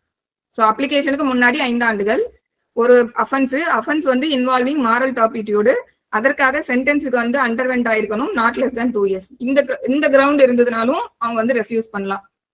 தென் அடுத்து இந்த அப்ளிகண்ட்டை பொறுத்த வரைக்கும் ஏதோ ஒரு ப்ரொசீடிங் வந்து கிரிமினல் கோர்ட் ஆஃப் இந்தியாவில் அவருக்கு அகேன்ஸ்ட் ஏதோ ஒரு கிரிமினல் ப்ரொசீடிங் பெண்டிங்ல இருக்கு அப்படின்னா, அவர் ஏதோ ஒரு அஃபென்ஸ் கமிட் பண்ணியிருக்காருன்னு சொல்லி அந்த ஒரு விஷயத்துக்காக கேஸ் பெண்டிங்ல இருந்ததுன்னா, தென் வாரண்ட்டை பொறுத்த வரைக்கும் அவங்களோட அப்பியரன்ஸுக்காக வாரண்டோ சம்மனோ வந்து இஷ்யூ பண்ணப்பட்டிருக்கு. அப்படி இல்லாட்டி அரெஸ்ட் வாரண்ட் இஷ்யூ பண்ணப்பட்டிருக்கு. ஸோ அப்பியரன்ஸுக்காக சம்மனோ வாரண்டோ இஷ்யூ பண்ணியிருந்தாலும் அது அந்த கிரவுண்ட்லயும் வந்து ரெஃப்யூஸ் பண்ண முடியும். இல்ல அரெஸ்ட் வாரண்ட் இஷ்யூ பண்ணப்பட்டிருந்தாலும் அப்ளிகண்ட்டுக்கு அகேன்ஸ்டா. ஸோ இது வந்து கோர்ட் மூலமா இந்த மாதிரி வாரண்டியோ இல்ல சம்மனோ இஷ்யூ பண்ணியிருக்காங்க அப்படின்னு சொல்லும் போது அது ஒரு கிரவுண்ட். நெக்ஸ்ட் அடுத்த கிரவுண்ட் என்ன அப்படின்னா, that the applicant has been repatriated and has not reimbursed the expenditure incurred in connection with such a repatriation சொல்லியிருக்காங்க. இது என்னன்னா, சப்போஸ் வந்து ஒரு நபரை வந்து கவர்மெண்ட் அவங்களோட செலவுல நம்மளோட நாட்டுக்குள்ள கூட்டிட்டு வந்திருக்காங்க. இங்க வந்ததுக்கு அப்புறமா கவர்மெண்ட் தானே செலவு பண்ணி அவங்களை கூட்டு வந்திருக்காங்க, அந்த அமௌண்ட்டை வந்து அவங்க திருப்பி கவர்மெண்ட்டுக்கு செலுத்தாம இருந்தாங்கன்னா அது ஒரு கிரவுண்டு. சோ இப்ப சில எமர்ஜென்சியான சிச்சுவேஷன்ல அவங்க அங்க அங்க வந்து ஒரு ஏதோ ஒரு பொலிட்டிக்கல் கிரைசிஸோ ஏதோ ஒரு பெரிய பிரச்சனை இல்லைன்னா நேச்சுரல் கலாமிட்டி ஏதோ ஒரு சிச்சுவேஷன் வந்திருக்கலாம். சோ அந்த மாதிரி டைம்ல வந்து இமீடியட்டா கவர்மெண்டே வந்து அவங்களை செலவு பண்ணி நம்ம சிட்டிசனை வந்து இங்க கூட்டு வந்திருக்கலாம். அந்த மாதிரி பண்ணும்போது இங்க வந்ததுக்கு அப்புறமா அவங்க அந்த கவர்மெண்ட் செலவு பண்ண அமௌண்ட்டை திருப்பி கொடுக்காம இருந்தாங்கன்னா அந்த கிரவுண்ட்லயும் வந்து ரெஃப்யூஸ் பண்ண முடியும், பாஸ்போர்ட் இஷ்யூ பண்றதையும் டிராவல் டாக்குமெண்ட்டை பொறுத்த வரைக்கும். தென் அடுத்து வந்து பப்ளிக் இன்ட்ரெஸ்ட்டை வந்து உங்களுக்கு நம்ம இந்த டாக்குமெண்ட் இஷ்யூ பண்ணா பப்ளிக் இன்ட்ரெஸ்ட் ப்ரிஜுடைஸ் ஆகுனாலும் தே கேன் ரெஃப்யூஸ். ஸோ இது எல்லாமே வந்து நமக்கு செக்ஷன் 6ல சொல்லியிருக்காங்க. தென் செக்ஷன் 7ல duration of passport and travel document பொறுத்த வரைக்கும் நமக்கு வந்து ரூல்ஸ்ல என்ன ப்ரெஸ்கிரைப் பண்ணி கொடுத்துருப்பாங்களோ அந்த காலகட்டம் வரைக்கும் டியூரேஷன் சொல்லியிருக்காங்க. இன் ஜெனரல் 10 years வரைக்கும் கூட இஷ்யூ பண்றாங்க. அடல்ட்டா இருந்தாங்கன்னா, மைனரா இருந்தாங்கன்னா 5 years வரைக்கும் வந்து இஷ்யூ பண்றாங்க. பட் சில கேட்டகரிஸை பொறுத்து டியூரேஷன் வந்து மாறுது. இது வந்து ஃபிக்ஸ்டா எல்லாத்துக்குமே கிடையாது. அந்த நேச்சர் ஆஃப் டிராவலை பொறுத்து மாறவும் செய்யும். ஸோ டியூரேஷன் பொறுத்த வரைக்கும் நமக்கு ரூல்ஸ்ல என்ன சொல்லியிருக்காங்களோ அது வந்து ப்ரிவேல் ஆகும். அதுதான் வந்து நம்ம எடுத்துக்கணும். இது வந்து செக்ஷன் 7. சப்போஸ் வந்து ரூல்ஸ்ல வந்து ஒரு பிரெஸ்கிரைப்டு டைம், இப்போ உதாரணத்துக்கு நான் சொல்றேன், இப்போ 10 years சொல்லி நமக்கு ரூல்ஸ்ல வந்து கொடுத்துருக்காங்க அப்படின்னு நம்ம எடுத்துக்கிட்டோம்னா, சப்போஸ் இந்த பர்சனே கன்சர்ன் பர்சன் யார் வந்து கேட்கறாங்களோ எனக்கு வந்து பாஸ்போர்ட் வேணும்னு எந்த பர்சன் கேட்கறாங்களோ அந்த பர்சனே வந்து எனக்கு அவ்வளவு காலகட்டத்துக்கு வேண்டாம், அதை விட ஒரு மினிமம் டேர்ம்க்கு வந்து நீங்க கொடுங்க, ஷார்ட்டர் பீரியட்க்கு கொடுங்கன்னு அவங்களே ரெக்வயர் பண்றாங்க அப்படிங்கும்போது ஸோ அந்த டைம்க்கு கூட இவங்க இஷ்யூ பண்ண முடியும். அதே போல அந்த பர்சன் அந்த மாதிரி கேட்கல, பட் இந்த கன்சர்ன் காம்பிடன்ட் அத்தாரிட்டி இருக்காங்களே பாஸ்போர்ட் அத்தாரிட்டி, அவங்க வந்து இவங்களுக்கு நம்ம இந்த ரூல்ஸ்ல பிரெஸ்கிரைப் பண்ணி கொடுத்துருக்க டைம் வரைக்கும் இவங்களை அலோவ் பண்ண வேண்டாம், அதை விட ஒரு ஷார்ட்டர் பீரியடுக்கு அலோவ் பண்றதுக்கான ரீசன் ஏதோ ஒண்ணு இருக்கு அப்படின்னு அவங்களுக்கு வந்து ஒப்பீனியன் இருந்ததுன்னா they can reduce it in writing and then அந்த ஷார்ட்டர் பீரியடுக்கு வந்து அவங்க இஷ்யூ பண்ணலாம். இது வந்து நமக்கு அந்த 7ல வந்து ப்ரொவைடட் கிளாஸ்ல வந்து சொல்லியிருக்காங்க. தென் எக்ஸ்டென்ஷன் ஆஃப் பீரியட் ஆஃப் பாஸ்போர்ட்ல இப்ப வந்து நம்ம ஒரு உதாரணத்துக்கு 10 years வரைக்கும் இஷ்யூ பண்ண முடியும்னு எடுத்துக்கிட்டோம் அப்படின்னா, இப்ப வந்து ஒரு 5 yearsக்கு தான் வந்து அவங்க இஷ்யூ பண்ணிருக்காங்க. அந்த மாதிரி ஒரு சிச்சுவேஷன் வரும்போது பட் 10 வருஷம் வரைக்கும் இஷ்யூ பண்ண முடியும் இல்லையா, ரூல்ஸ்லயே அந்த மாதிரி பவர் இருக்கு. பட் ஒரு 5 வருஷம் தான் நம்ம கொடுத்துருக்காங்கும் போது இந்த ஃபர்தரா இருக்கக்கூடிய அந்த 5 yearsக்கு வந்து பீரியடை வந்து எக்ஸ்டெண்ட் வந்து பண்ண முடியும். அததான் வந்து செக்ஷன் 8ல வந்து சொல்லியிருக்காங்க. அந்த மாதிரி ஷார்ட்டர் பீரியடுக்கு அலோவ் பண்ணியிருந்தாங்க அப்படின்னா அந்த மாதிரி அந்த ஃபர்தர் பீரியடுக்கு வந்து எக்ஸ்டெண்ட் பண்ண முடியும். பட் அந்த மாதிரி எக்ஸ்டெண்ட் பண்ணக்கூடாதுன்றதுக்கான ஏதாவது ரீசன்ஸ் இருந்ததுன்னா அப்ப அந்த இடத்துல வந்து அவங்க ரெக்கார்ட் பண்ணிக்கிட்டு பண்ணாம கூட இருக்கலாம். ஸோ இதெல்லாம் வந்து செக்ஷன் 8. ஸோ அந்த மாதிரி எக்ஸ்டெண்ட் பண்ணும்போது எல்லாமே வந்து நமக்கு ஏற்கனவே வந்து ஒரிஜினலா வந்து கொடுக்கக்கூடிய டைம்க்கு என்னென்ன இதெல்லாம் ரூல்ஸ் இதெல்லாம் ப்ரிவேல் ஆகுமோ அது எல்லாமே இங்கேயும் அப்ளிகபிள் ஆகும். தென் செக்ஷன் 9 வந்து condition and forms of passport and travel document. Condition வந்து இம்போஸ் பண்றதுக்கு பாஸ்போர்ட் அத்தாரிட்டிக்கு வந்து காம்பிடன்சி இருக்கு. கண்டிஷன்ஸ் சொல்லும் போது 2 டைப்பா வந்து கண்டிஷன்ஸ் இருக்கு. ஒன்னு என்னன்னா ரூல்ஸ்லயே வந்து பிரெஸ்கிரைப் பண்ணி கொடுத்துருக்க ஒரு பாஸ்போர்ட் இஷ்யூ பண்ணீங்கன்னா இந்த கண்டிஷன்ஸ் எல்லாம் கண்டிப்பா இருக்கணும் அப்படின்னு சொல்லி நமக்கு ரூல்ஸ்லயே பிரெஸ்கிரைப் பண்ணி கொடுத்துருப்பாங்க. அந்த கண்டிஷன்ஸ் வந்து மேண்டேட். இது இல்லாம இந்த பாஸ்போர்ட் அத்தாரிட்டிஸ் வந்து இந்த கேஸ் டு கேஸ் பேசிஸ்ல ஒரு அந்தந்த கேஸுக்கு தகுந்த மாதிரி ஏதாவது ஸ்பெஷலா கண்டிஷன்ஸ் இம்போஸ் பண்ணணும்னு நினைச்சாங்கன்னா அதையும் வந்து அவங்க இம்போஸ் பண்ண முடியும். ஸோ அதுதான் வந்து செக்ஷன் 9ல சொல்லியிருக்காங்க. இப்போ இந்த ரூல்ஸ்ல பிரெஸ்கிரைப் பண்ணாம இவங்க வந்து ஸ்பெஷலா ஒரு கண்டிஷன் வந்து இம்போஸ் பண்ணணும்னு நினைச்சாங்கன்னா பண்றாங்க இல்லையா, அந்த மாதிரி பண்ணும்போது அதுக்கு வந்து previous approval from the government வந்து வாங்கிட்டு தான் அந்த கண்டிஷன் வந்து அது சென்ட்ரல் கவர்மெண்ட் கிட்ட. ஸோ சென்ட்ரல் கவர்மெண்ட் கிட்ட இருந்து ப்ரீவியஸ் அப்ரூவல் வாங்கிட்டு தான் அந்த மாதிரியான கண்டிஷன்ஸை அவங்க இம்போஸ் பண்ண முடியும். ஸோ இது எல்லாமே வந்து நமக்கு செக்ஷன் 9ல வந்து சொல்லியிருக்காங்க. சோ இந்த ப்ரொவைடட் கிளாஸ் ஒன்னு இதுல இருக்கும் இந்த செக்ஷன் 9ல. இந்த ப்ரொவைடட் கிளாஸ்ல வந்து என்ன சொல்றாங்க அப்படின்னா different conditions and different forms may be prescribed for different classes of passports or travel document or for different category of passport or travel document under each such கிளாஸ்னு ஒன்று சொல்லியிருக்காங்க.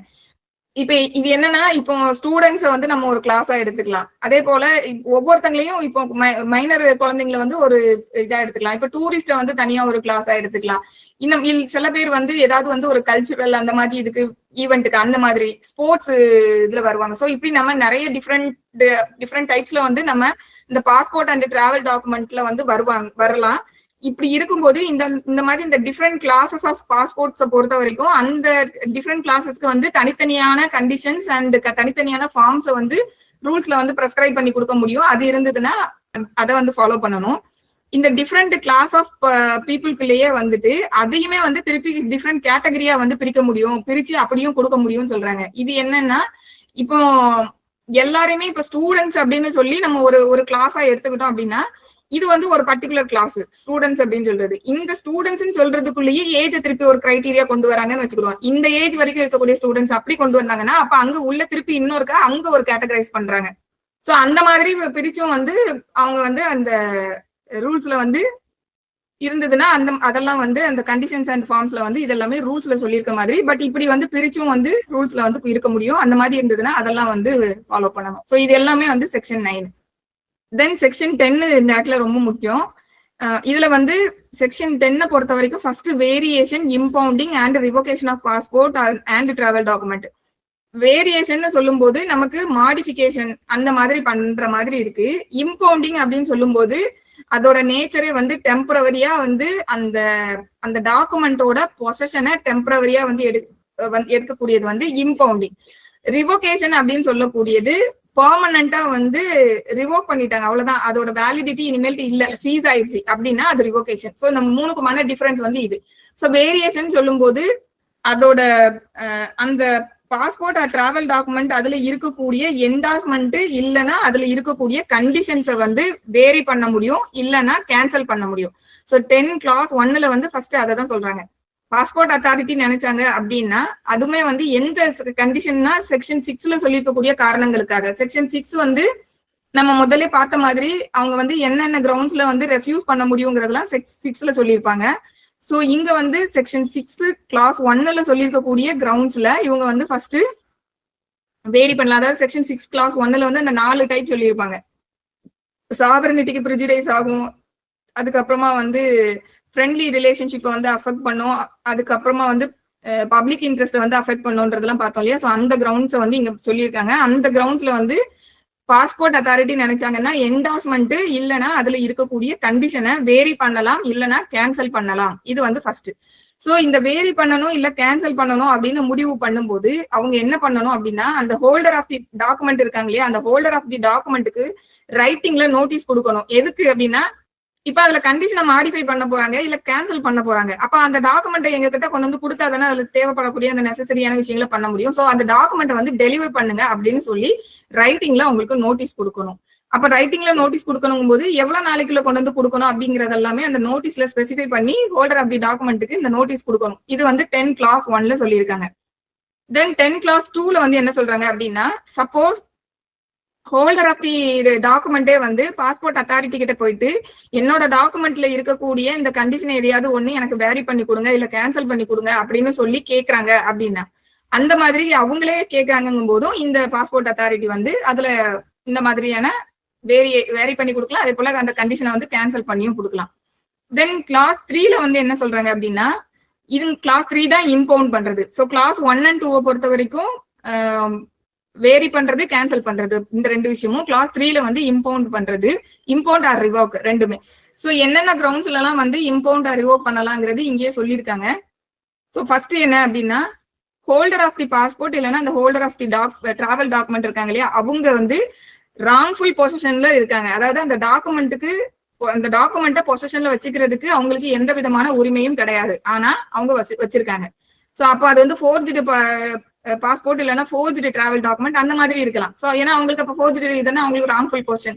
சோ அந்த மாதிரி ராங்ஃபுல் பொசிஷன்ல வந்து இருக்காங்க அப்படின்னா, அப்படி இல்லாட்டி இன்னும் கூட சொல்லலாம் ஆல்ரெடி அவங்களோட டாக்குமெண்ட் வந்து ரிவோக் ஆயிருக்கு, அந்த மாதிரி ரிவோக் ஆனதை அவங்க பொசிஷன்ல வச்சுக்கிட்டு இருக்காங்க. சோ எப்படி வேணும்னா எடுத்துக்கலாம். அந்த மாதிரி அவங்க ராங்ஃபுல் பொசிஷன்ல இருக்காங்க அப்படின்னா அந்த கிரவுண்ட்ல வந்து இந்த பாஸ்போர்ட் ஆர் டிராவல் டாக்குமெண்ட்டை பொறுத்த வரைக்கும் இம்பவுண்டும் பண்ண முடியும், அதுக்கப்புறமா வந்து ரிவோக் பண்ணனாலும் பண்ணலாம். தென் அடுத்த கிரவுண்ட் என்ன அப்படின்னா இந்த கன்சர்ன் அப்ளிகண்ட் அந்த ஹோல்டர் ஆஃப் தி டாக்குமெண்ட் இந்த டாக்குமெண்ட்டை வந்து எப்படி வாங்கியிருக்காங்க அப்படின்னா சப்ரஷன் ஆஃப் மெட்டீரியல் இன்ஃபர்மேஷன், அப்படி இல்லாட்டி கிவிங் ராங்ஃபுல் இன்ஃபர்மேஷன். இந்த ரெண்டு கிரவுண்ட்ல வந்து இந்த டாக்குமெண்ட்டை அவங்க அப்டைன் பண்ணிருக்கணும். சப்ரஷன் ஆஃப் மெட்டீரியல் இன்ஃபர்மேஷன் சொல்லும் போது சொல்ல வேண்டிய மெட்டீரியலான இன்ஃபர்மேஷனை மறைச்சிடுறது, கன்சீல் பண்ணிடுறது. சோ வெறுமன இன்ஃபர்மேஷன் சொல்லல, மெட்டீரியல் இன்ஃபர்மேஷன் வேர்டு சொல்லியிருக்காங்க. சோ எந்தெந்த இன்ஃபர்மேஷன் எல்லாம் இந்த டாக்குமெண்ட் இஷ்யூ பண்றதுக்கு மேண்டேட்டரியான முக்கியமான மெட்டீரியலான இன்ஃபர்மேஷனோ அதை வந்து அவங்க சப்ரஸ் பண்ணிருந்தாங்க அப்படின்னா அது வந்து சப்ரஷன் ஆஃப் மெட்டீரியல் இன்ஃபர்மேஷன் அப்படின்றது.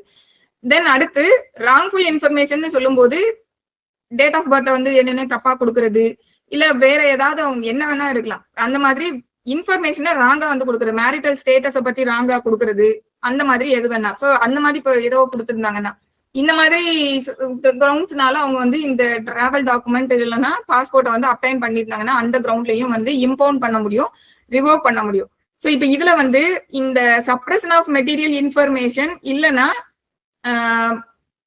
On the basis of wrong இன்ஃபர்மேஷன்ல வந்து அப்ளைன் பண்ணிருக்காங்கன்னு பாக்குறோம் இல்லையா. இந்த விஷயங்களை பொறுத்த வரைக்கும் இந்த ஹோல்டர் ஆஃப் தி டாக்குமெண்ட் தான் அந்த விஷயத்த பண்ணிருக்கணுங்கிறது அவசியம் கிடையாது. அது ரொம்ப முக்கியம். அவரு பண்ணியிருந்தாலும் சரி, அவரு சார்பா வேற யாரு பண்ணியிருந்தாலும் இந்த ஹோல்டர் ஆஃப் தி டாக்குமெண்ட் வந்து இதுக்கு லயபிள்.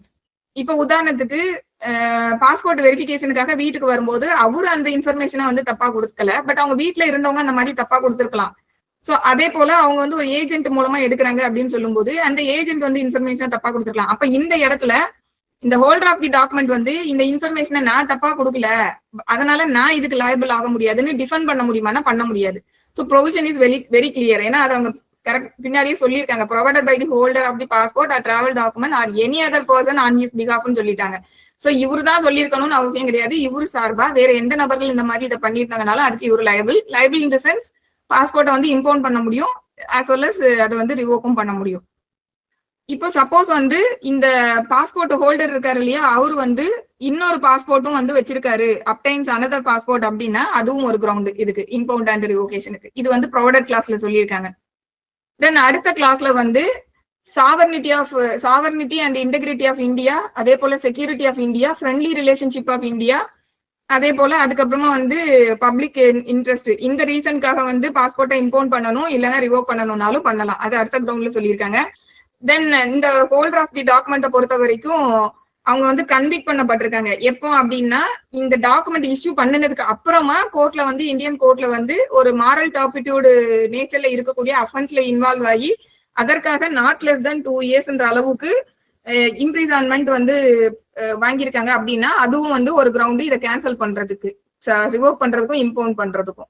ஸோ இந்த மாரல் டாபிட்யூடுன்னு சொல்லக்கூடியது கொஞ்சம் அந்த அஃபென்ஸோட சிவியாரிட்டி வந்து சொசைட்டியோட இம்பாக்ட் எந்த அளவுக்கு பாதிக்குதுன்றது மாதிரியான ஒரு டெர்மினாலஜி. அது ரொம்ப ட்ரிவியலான அஃபென்சஸ்க்குலாம் வந்து அதை வந்து மாரல் டாபிட்யூடுன்னு எடுத்துக்க மாட்டாங்க. நம்ம ரீசெண்டா நிறைய ஜட்மெண்ட்ஸ்ல பார்த்திருப்போம். இந்த 138ல அந்த மாரல் டாபிட்யூட்ல அட்ராக்ட் ஆகாதுன்றது நமக்கு நிறைய சுப்ரீம் கோர்ட் ஜட்மெண்ட்ஸ் வந்து சொல்லியிருப்பாங்க. சோ அந்த மாரல் டாபிட்யூடுனா அந்த அஃபென்ஸ் வந்து எவ்வளவு சீரியஸ்னஸா இருக்கு, அதோட அந்த அஃபென்ஸ் வந்து சொசைட்டில என்ன இம்பாக்டா காஸ் பண்ணுது அப்படின்ற மாதிரி இருக்கும். சோ ரொம்ப மைனரான விஷயங்களுக்கு வந்து இந்த மாரல் டாபிட்யூடுன்ற டெர்மினாலஜி வந்து அட்ராக்ட் ஆகாது. தென் அடுத்து கிளாஸ் ஈயை பொறுத்த வரைக்கும் இவங்க மேல ஏதாவது வந்து ஒரு கிரிமினல் ப்ரொசீடிங் வந்து கிரிமினல் கோர்ட்ல பெண்டிங்ல இருக்குன்னா அது ஒரு கிரவுண்டு. தென் அடுத்து எஃப்ல என்ன சொல்றாங்க அப்படின்னா இந்த பாஸ்போர்ட் ஆர் டிராவல் டாக்குமெண்ட்ல ஏதாவது கண்டிஷன்ஸ் இம்போஸ் பண்ணி தானே இஷ்யூ பண்ணிருப்பாங்க, அந்த கண்டிஷன்ஸை கான்ட்ராவென்ட் பண்றாங்கன்னா அந்த கிரவுண்ட்ல வந்து இம்பவுண்ட் ஆர் ரிவோகேஷன் வந்து பண்ண முடியும். அதுக்கப்புறமா வந்து இந்த கிளாஸ் 1ல வந்து ஃபர்ஸ்ட் வந்து ஒரு நோட்டீஸ் வந்து கொடுக்குறாங்க இல்லையா, உங்களோட டாக்குமெண்ட்டை வந்து டெலிவர் அப் பண்ணுங்க அப்படின்னு சொல்லி. அதாவது அதுல அந்த பாஸ்போர்ட்ல இருக்கக்கூடிய கண்டிஷனையோ இல்லைன்னா என்டாஸ்மெண்ட்டையோ வந்து வேரி பண்றதுக்காக இல்ல கேன்சல் பண்ணணும்ன்றதுக்காக கொண்டு வந்து டெலிவர் பண்ணுங்கன்னு சொல்லி கிளாஸ் 1ல கேக்குறாங்க இல்லையா, அந்த மாதிரி அவங்க நோட்டீஸ் கொடுத்து இவங்க அதுக்காக போய் கொண்டு கொடுக்காம இருந்தாங்கன்னா அப்ப வந்து இவங்க டாக்குமெண்ட்டை வந்து இம்பவுண்ட் பண்ண முடியும். அது வந்து கிளாஸ் ஜில சொல்லியிருக்காங்க. தென் கிளாஸ் ஹெச்ல வந்து இந்த பாஸ்போர்ட் அத்தாரிட்டி இந்த பர்டிகுலர் நபர் மேல ஒரு வாரண்டோ இல்ல சம்மனோ அது வந்து அப்பியரன்ஸ்க்காகவோ இல்ல அரெஸ்டுக்காகவோ வந்து இந்த ஹோல்டர் ஆஃப் தி டாக்குமெண்ட்டுக்கு மேல கோர்ட் ஆஃப் லா வந்து இஷ்யூ பண்ணியிருக்காங்க அப்படின்றது. அப்படி இல்லாட்டி அவங்க இந்த பர்டிகுலர் நபர் வந்து இந்தியாவை விட்டு வெளியில போகக்கூடாது அப்படின்னு சொல்லி ப்ராஹிபிஷன் ஆர்டர் வந்து கோர்ட் பாஸ் பண்ணியிருக்காங்க அப்படின்னாலும் அந்த கிரவுண்ட்ல வந்து இந்த மாதிரியான ஆர்டர் இருக்கு அப்படிங்கிறத இந்த பாஸ்போர்ட் அத்தாரிட்டி சாட்டிஸ்ஃபை ஆகும்போது அவங்க வந்து இந்த பாஸ்போர்ட்டை இம்பவுண்ட் பண்ணலாம் இல்ல ரிவோக் பண்ணலாம். ஸோ இது எல்லாமே வந்து சொல்லக்கூடியது கிளாஸ் 3ல வந்து சொல்லியிருக்கக்கூடிய விஷயம். இப்போ இதுலதான் இந்த செக்ஷன் 10ல சப் கிளாஸ் 3ல கிளாஸ் சி 10(3)(c)ல வந்து பாஸ்போர்ட் அத்தாரிட்டி இதுல என்ன சொல்லியிருக்காங்கன்னா, if the passport authority deems it necessary so to do in the interest of sovereignty and integrity of India, the security of India, friendly relationship of India with any foreign country or in the interest of general public, இவ்வளவு விஷயம் சொல்றாங்க இல்லையா. So இதுலதான் வந்து நமக்கு அந்த Maneka Gandhi case வந்து இந்த ப்ரொவிஷனுக்கு கீழே தான் வந்து அந்த கேஸ் வந்து போட்டிருப்பாங்க. மோஸ்ட்லி எல்லாருக்கும் தெரிஞ்சிருக்கும். சோ அவங்களுக்கு வந்து எந்த விதமான நோட்டீஸும் கொடுக்காம அவங்கள ஹியர் பண்ணாம என்ன பண்ணிருப்பாங்க, அவங்களோட பாஸ்போர்ட்டை வந்து இம்பவுண்ட் பண்ணிருப்பாங்க. சோ அப்போ வந்து அவங்க வந்து அதை சேலஞ்ச் பண்ணுவாங்க, எப்படி என்ன கேட்காம பண்ணிருக்கலாம் அப்படின்றது. சோ அப்போ வந்து இவங்க என்ன சொல்லுவாங்கன்னா, பாஸ்போர்ட் அத்தாரிட்டிக்கு வந்து அவங்க நெசசரி டு டூ சோ அப்படிங்கிறது, இதை செய்ய வேண்டியது செய்ய வேண்டிய நெசசிட்டி இருக்குன்னு அவங்களுக்கு சாட்டிஸ்ஃபை ஆனாங்கன்னா அதை செய்யறதுக்கான அத்தாரிட்டி இந்த கிளாஸ் C-ல இருக்குன்றது அவங்களோட வாதமா இருக்கும். அப்பதான் கோர்ட் இதுல என்ன சொல்றாங்கன்னா, ஏன்னா இங்க ப்ரொவிஷனை பொறுத்த வரைக்கும் இந்த C-யை இன்வோக் பண்றதுக்காக ஏதாவது ஸ்பெஷல் ப்ரொசீஜர் எதுவும் சொல்லியிருக்காங்களான்னா எதுவுமே சொல்லல. இந்த மாதிரியான விஷயங்கள் இருந்ததுன்னா பாஸ்போர்ட்டை வந்து இம்பவுண்டோ ரிவோக்கோ பண்ண முடியும்ன்றத சொல்றாங்க. அப்ப இங்க எந்த விதமான சப்சிக்வெண்ட் நடைமுறையும் எதை ஃபாலோ பண்ணணும், இதுக்கு ஏதாவது ப்ரொசீஜர் இருக்கா, எதுவுமே இங்க இல்ல. அப்ப அவங்க வந்து கவர்மெண்ட் அதை தான் சொல்லுவாங்க, அந்த மாதிரி ப்ரொசீஜர் எதுவும் இல்லைன்னு சொல்லும்போது அப்ப கோர்ட் வந்து சொல்லுவாங்கன்னா எதுவுமே வந்து, ஏன்னா ரைட் டு டிராவல் அப்படின்னு சொல்லக்கூடியது வந்து ஃபண்டமெண்டல் ரைட் நமக்கு. அதனால அந்த ஃபண்டமெண்டல் ரைட்ஸை வந்து வயலேட் பண்ற மாதிரி ஒரு விஷயத்த செய்றீங்க அப்படிங்கும்போது அது வந்து ப்ரொசீஜர் எஸ்டாப்ளிஷ்டு பை லா தான் அது கண்டிப்பா இருக்கணும். சோ அந்த மாதிரி ப்ரொசீஜர் எஸ்டாப்ளிஷ்டு பை லா இல்லைன்னா கூட நேச்சுரல் ஜஸ்டிஸை வந்து ஃபாலோ பண்ணணும். So procedure established by law அப்படின்னு சொல்லும்போது நீங்க பாட்டுக்க ஒரு ப்ரொசீஜரை வந்து இந்த ப்ரொசீஜர்னு சொல்லி அதை வந்து நீங்க லாவா கொண்டு வந்துட்டீங்கன்னா மட்டும் போதாது. அந்த law should be fair, just and ரீசனபிளா இருக்கணும், ஆர்பிட்ரரியா இருக்கக்கூடாது. சோ ஒரு ஆர்பிட்ரரியான ஒரு ப்ரொசீஜரை வந்து எனாக்ட் பண்ணி வச்சுக்கிட்டு நாங்க ஏற்கனவே ஆல்ரெடி இருக்கக்கூடிய இந்த ப்ரொசீஜரை அடாப்ட் பண்ணி நாங்க பண்ணணும் அப்படியும் வந்து சொல்ல முடியாது. சோ எனாக்ட் பண்ணக்கூடிய procedure should be fair, just and reasonable அப்படின்னு சொல்லக்கூடியதான் நமக்கு மேனகா காந்தி கேஸ்ல வந்து சொல்லியிருப்பாங்க. சோ அது தென் சோ அதுக்கப்புறம் அவங்களோடது வந்து இந்த மாதிரி அவங்களை கேட்காம அவங்களோட பாஸ்போர்ட் வந்து இது பண்ணினது தப்புன்றது சொல்லி திருப்பி அவங்கள வந்து ஹியர் பண்ண சொல்லி அதுல ஆர்டர் கொடுத்திருப்பாங்க. சோ இது வந்து இந்த 10(3)C கீழே வந்து உள்ள ஜட்ஜ்மெண்ட். தென் இதுல வந்து இந்த இன்ட்ரெஸ்ட் ஆஃப் ஜெனரல் பப்ளிக் அப்படின்னு சொல்லக்கூடிய வேர்ட்ஸ் வந்து ரிப்பீட்டடா யூஸ் பண்ணிட்டு வராங்க இல்லையா, இதுக்கு வந்து ஒரு ஜட்ஜ்மெண்ட் வந்து எழுதிக்கோங்க. Kadar Singh versus state of Punjab. இந்த கேஸ்ல என்ன சொல்லியிருப்பாங்க அப்படின்னா, இந்த security of state and public interest இந்த ரெண்டு டெர்மினாலஜிக்கும் இருக்கக்கூடிய டிஃபரன்ஸ் என்ன அப்படிங்கிறது இதுல சொல்லியிருப்பாங்க. ஏன்னா செக்யூரிட்டி ஆஃப் ஸ்டேட்ன்றதுக்கு கீழேயும் வந்து உங்க டாக்குமெண்ட் பாஸ்போர்ட் வந்து டிராவல் டாக்குமெண்ட்டை இம்பவுண்ட் பண்ண முடியும், ரிவோக் பண்ண முடியும். அதே போல இன்ட்ரெஸ்ட் ஆஃப் பப்ளிக்குக்காகவும் ஜெனரல் பப்ளிக்குக்கும் பண்ண முடியும். ஸோ இந்த ரெண்டுக்கும் இருக்கக்கூடிய டிஃபரன்ஸ் என்னன்றது இந்த ஜட்ஜ்மெண்ட்ல வந்து டிஸ்கஸ் பண்ணியிருப்பாங்க. ஸோ செக்யூரிட்டி ஆஃப் இன்ட்ரெஸ்ட் அப்படின்னு சொல்லும் போது அது வந்து த்ரெட் வந்து நமக்கு நம்மளோட ஸ்டேட்டுக்கு வந்து த்ரெட் இருக்கணும். அதுதான் வந்து serious threat to the existence, stability or integrity of state. So serious threat to the stability, existence, integrity of state இது இருந்ததுனாதான் அது வந்து செக்யூரிட்டி ஆஃப் இன்ட்ரெஸ்ட் அப்படின்றதுக்கு கீழே இது வரும். இதை வந்து ஃபர்ஸ்ட் சொல்றாங்க. ஸோ இதுக்கு நம்ம உதாரணம் சொல்லணும்னா டெரரிஸ்ட் ஆக்டிவிட்டிஸ், அதுக்கப்புறமா வந்து ஆர்ம்டு இன்சர்ஜி, வேஜிங் வார் வந்து ஸ்டேட்டுக்கு அகைன்ஸ்டா வேஜிங் வார் கமிட் பண்ணுவாங்க இல்லையா, இதெல்லாமே வந்து நம்ம இதுக்கு வந்து இல்லஸ்ட்ரேஷனா எடுத்துக்கலாம். தென் அடுத்து பப்ளிக் இன்ட்ரெஸ்ட் அப்படின்னு சொல்லும்போது இதை வந்து என்ன சொல்றாங்க அப்படின்னா, பப்ளிக் இன்ட்ரெஸ்ட்னு சொல்லக்கூடியது கவர்மெண்ட் வந்து உங்களோட கவர்மெண்ட்டுக்கு அகைன்ஸ்டா இருக்கக்கூடிய விஷயங்களை எல்லாம் நீங்க பப்ளிக் இன்ட்ரெஸ்ட்க்கு அகைன்ஸ்டா இருக்குன்னு எடுத்துக்க கூடாது அப்படிங்கறது இதுல சொல்லியிருப்பாங்க. ஸோ பப்ளிக் இன்ட்ரெஸ்ட் என்ன சொல்றாங்க அப்படின்னா, public interest is not a vague or unlimited expression அப்படிங்காங்க. இது வந்து ஒரு வைடரான கான்செப்ட்ன்ற மாதிரி எடுத்துக்கிட்டு ஸ்டேட்டை வந்து ரெப்ரசென்ட் பண்ணக்கூடிய நபர்கள் வந்து நாங்க சாட்டிஸ்ஃபை ஆனா போதும், இதுக்குள்ள எதை வேணும்னாலும் பப்ளிக் இன்ட்ரெஸ்ட் நாங்க உள்ள வந்து சேர்ப்போம், அந்த மாதிரி அவங்க எக்ஸார்பிடண்டா வந்து செயல்பட முடியாது. So public interest is not a vague or unlimited expression அப்படிங்கறத ஃபர்ஸ்ட் சொல்றாங்க. அதுக்கப்புறமா வந்து நெக்ஸஸ் இருக்கணும். நெக்ஸஸ் அப்படின்னா ரேஷனல் நெக்ஸஸ் வந்து இருக்கணும் அப்படிங்கறது சொல்றாங்க. நேஷனல் நெக்ஸஸ் எதுக்குன்னா, என்ன பர்பஸுக்காக இப்ப பப்ளிக் இன்ட்ரெஸ்ட காரணம் காமிச்சு டாக்குமெண்ட்டை வந்து இம்பவுண்ட் பண்றாங்கன்னு வச்சுக்கிடுவோம். அந்த காரணம், அந்த கவர்மெண்ட் சொல்லக்கூடிய அந்த காரணத்துக்கும் அதை இம்பவுண்ட் பண்ணணும் அப்படின்ற நேச்சர் அளவுக்கு அது இருக்கா அப்படின்றத டிட்டர்மைன் பண்ணக்கூடிய அளவுக்கான ரெண்டுக்கும் நெக்ஸஸ் வந்து தொடர்பு இருக்கணும். ரேஷனல் நெக்ஸஸ் வந்து இதுல இருக்கணும். சோ என்ன ஆப்ஜெக்டுக்காக நீங்க இதை பண்றீங்க அப்படின்ற அந்த ரேஷனல் நெக்ஸஸ் வந்து இருக்கணும்ன்றது இதுல சொல்றாங்க. அதுக்கப்புறமா ப்ராக்சிமிட்டி ஆஃப் ரியல் ஹார்ம் வந்து இருக்கணும் அப்படிங்கிறது. So proximity of real harm அப்படின்னு சொல்லக்கூடியது, ப்ராக்சிமிட்டியும் வந்து நமக்கு அந்த நெக்ஸஸ் கூட தொடர்புபட்ட விஷயம் தான். நம்ம அந்த எவிடன்ஸ் ஆக்ட்ல கூட பார்ப்போம் ப்ராக்சிமிட்டி, இந்த நெக்ஸஸ், இந்த வேர்ட்ஸ் எல்லாமே அங்கேயும். சோ இந்த ப்ராக்சிமிட்டின்னு சொல்லக்கூடியது இருக்கணும். ப்ராக்சிமிட்டி எது தொடர்புபட்டுனா, உண்மையான இவங்க அலோவ் பண்ணனா இந்த ரியல் ஹார்ம் இது இருக்கு அப்படின்னு சொல்லக்கூடிய அந்த ப்ராக்சிமிட்டி. வெறுமன ஸ்பெகுலேட்டிவ் ஃபியர்ல வந்து நீங்க வந்து இந்த டாக்குமெண்ட்ஸை வந்து இஷ்யூ பண்ண மாட்டேன்னு சொல்லக்கூடாது அப்படிங்கிறது. ஸ்பெகுலேட்டிவ் நேச்சர்ல அப்படின்னு சொல்லும்போது உங்களுக்கு சந்தேகம் இருக்குன்ற காரணத்துக்காக எல்லாம் வந்து பண்ணக்கூடாது. ஏன்னா நம்ம திருப்பியும் இதுல என்ன பார்க்கணும்னா, இது வந்து நம்மளோட ஃபண்டமெண்டல் ரைட்டோட கனெக்டடான விஷயம்.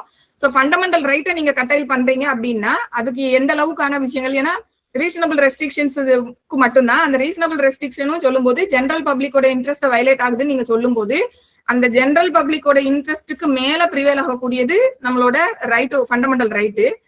அதை வந்து ரெஸ்ட்ரிக்ட் பண்றதுக்கான ஒரு கிரவுண்ட் தான் இந்த கிரவுண்டு. இந்த கிரவுண்ட் வந்து ஸ்பெகுலேட்டிவா இருக்கக்கூடாது அப்படின்னு சோ அது இதுல சொல்றாங்க.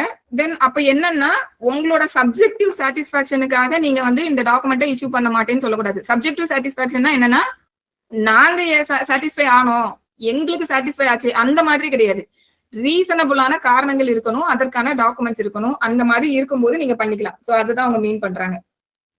So public interest means the collective welfare of society அப்படிங்கறதே இதுல சொல்றாங்க. சோ கலெக்டிவா வந்து சொசைட்டியோட வெல்ஃபேரை வந்து அது அஃபெக்ட் ஆகும் அப்படிங்கிற மாதிரி இருந்ததுனாதான். அதே போல நம்ம சொசைட்டியோட செக்யூரிட்டி அண்ட் அதோட வெல்பீயிங் அதெல்லாம் வந்து அட் லார்ஜ் வந்து இது வந்து பாதிப்பை உண்டு பண்ணுன்ற மாதிரி இருக்கும்போதுதான் இந்த கிரவுண்டுக்கு கீழே அதை ரெஃப்யூஸ் பண்ணணும்ன்றத சொல்றாங்க. சோ என்னென்ன கிரவுண்ட்ல எல்லாம் வந்து ரெஃப்யூஸ் பண்ணக்கூடாது அப்படின்னா, private interest of the state, அதுக்கப்புறம் political convenience, then individual or departmental opinion. இந்த கிரவுண்ட்ல எல்லாம் வந்து ரெஃப்யூஸ் பண்ணக்கூடாதுன்றத சொல்லியிருப்பாங்க. தென் இதுல வந்து ஒரு நெசசிட்டி டெஸ்ட்ன்றது ஒன்னு அப்ளை பண்ணிருப்பாங்க. நெசசிட்டி டெஸ்ட்னா இந்த டாக்குமெண்ட்டை வந்து நம்ம இஷ்யூ பண்ணாம ரெஃப்யூஸ் பண்றதுக்கான நெசசிட்டி இருக்கா அப்படின்றத பார்க்கணும். ஸோ இந்த நெசசிட்டி டெஸ்ட்ன்றது. தென் இத பொறுத்த வரைக்கும் இந்த பர்டிகுலர் நபரை வந்து நாங்க இப்ப இந்த டிராவல் டாக்குமெண்ட்டோ இல்ல பாஸ்போர்ட்டோ இஷ்யூ பண்றதுனால செக்யூரிட்டி ஆஃப் இந்தியா இல்ல இன்டெகிரிட்டி ஆஃப் இந்தியா அதெல்லாம் வந்து இல்ல பப்ளிக் இன்ட்ரெஸ்ட் வயலேட் பண்ணணும்னு சொல்றாங்க இல்லையா. சோ இந்த கிரவுண்ட்ஸ்ல வந்து நீங்க ரெஃப்யூஸ் பண்ணணும்னு நினைச்சீங்கன்னா இதை ப்ரூவ் பண்ண வேண்டிய பர்டன் கவர்மெண்ட்டுக்கு இருக்கு அப்படிங்கறது அந்த ஜட்ஜ்மெண்ட்ல சொல்லியிருப்பாங்க. So burden lies on the government.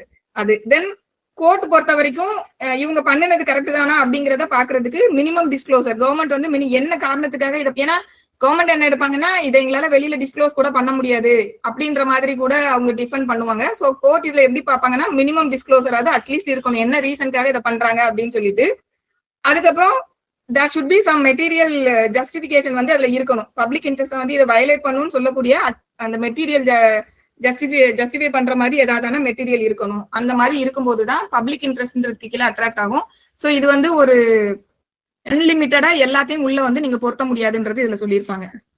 தென் அடுத்து இதே இதுல வந்து state of Bihar versus Kameshwar Singh இந்த ஜட்ஜ்மெண்ட்டையும் எழுதிக்கோங்க. State of Bihar versus Kameshwar Singh இதுலயும் இந்த பப்ளிக் இன்ட்ரெஸ்ட் சொல்லக்கூடியது is not equal to state interest அப்படிங்கறத சொல்லியிருப்பாங்க. பப்ளிக் இன்ட்ரெஸ்ட் சொல்லக்கூடியது ஸ்டேட்டோட இன்ட்ரெஸ்ட்டுக்கு not equal to state interest.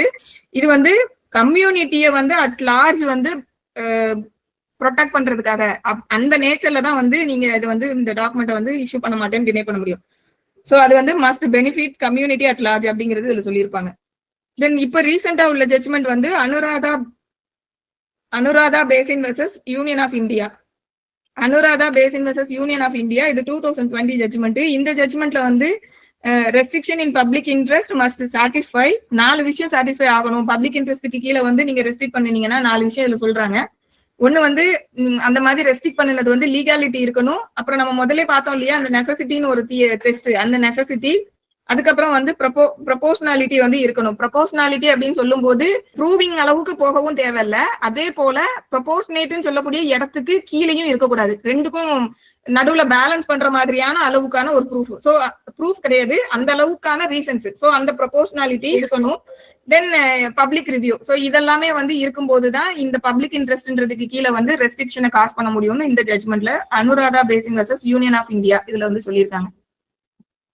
So இது எல்லாமே இந்த 10(3)C கீழே வந்து தொடர்புபட்ட ஜட்ஜ்மெண்ட்ஸ்.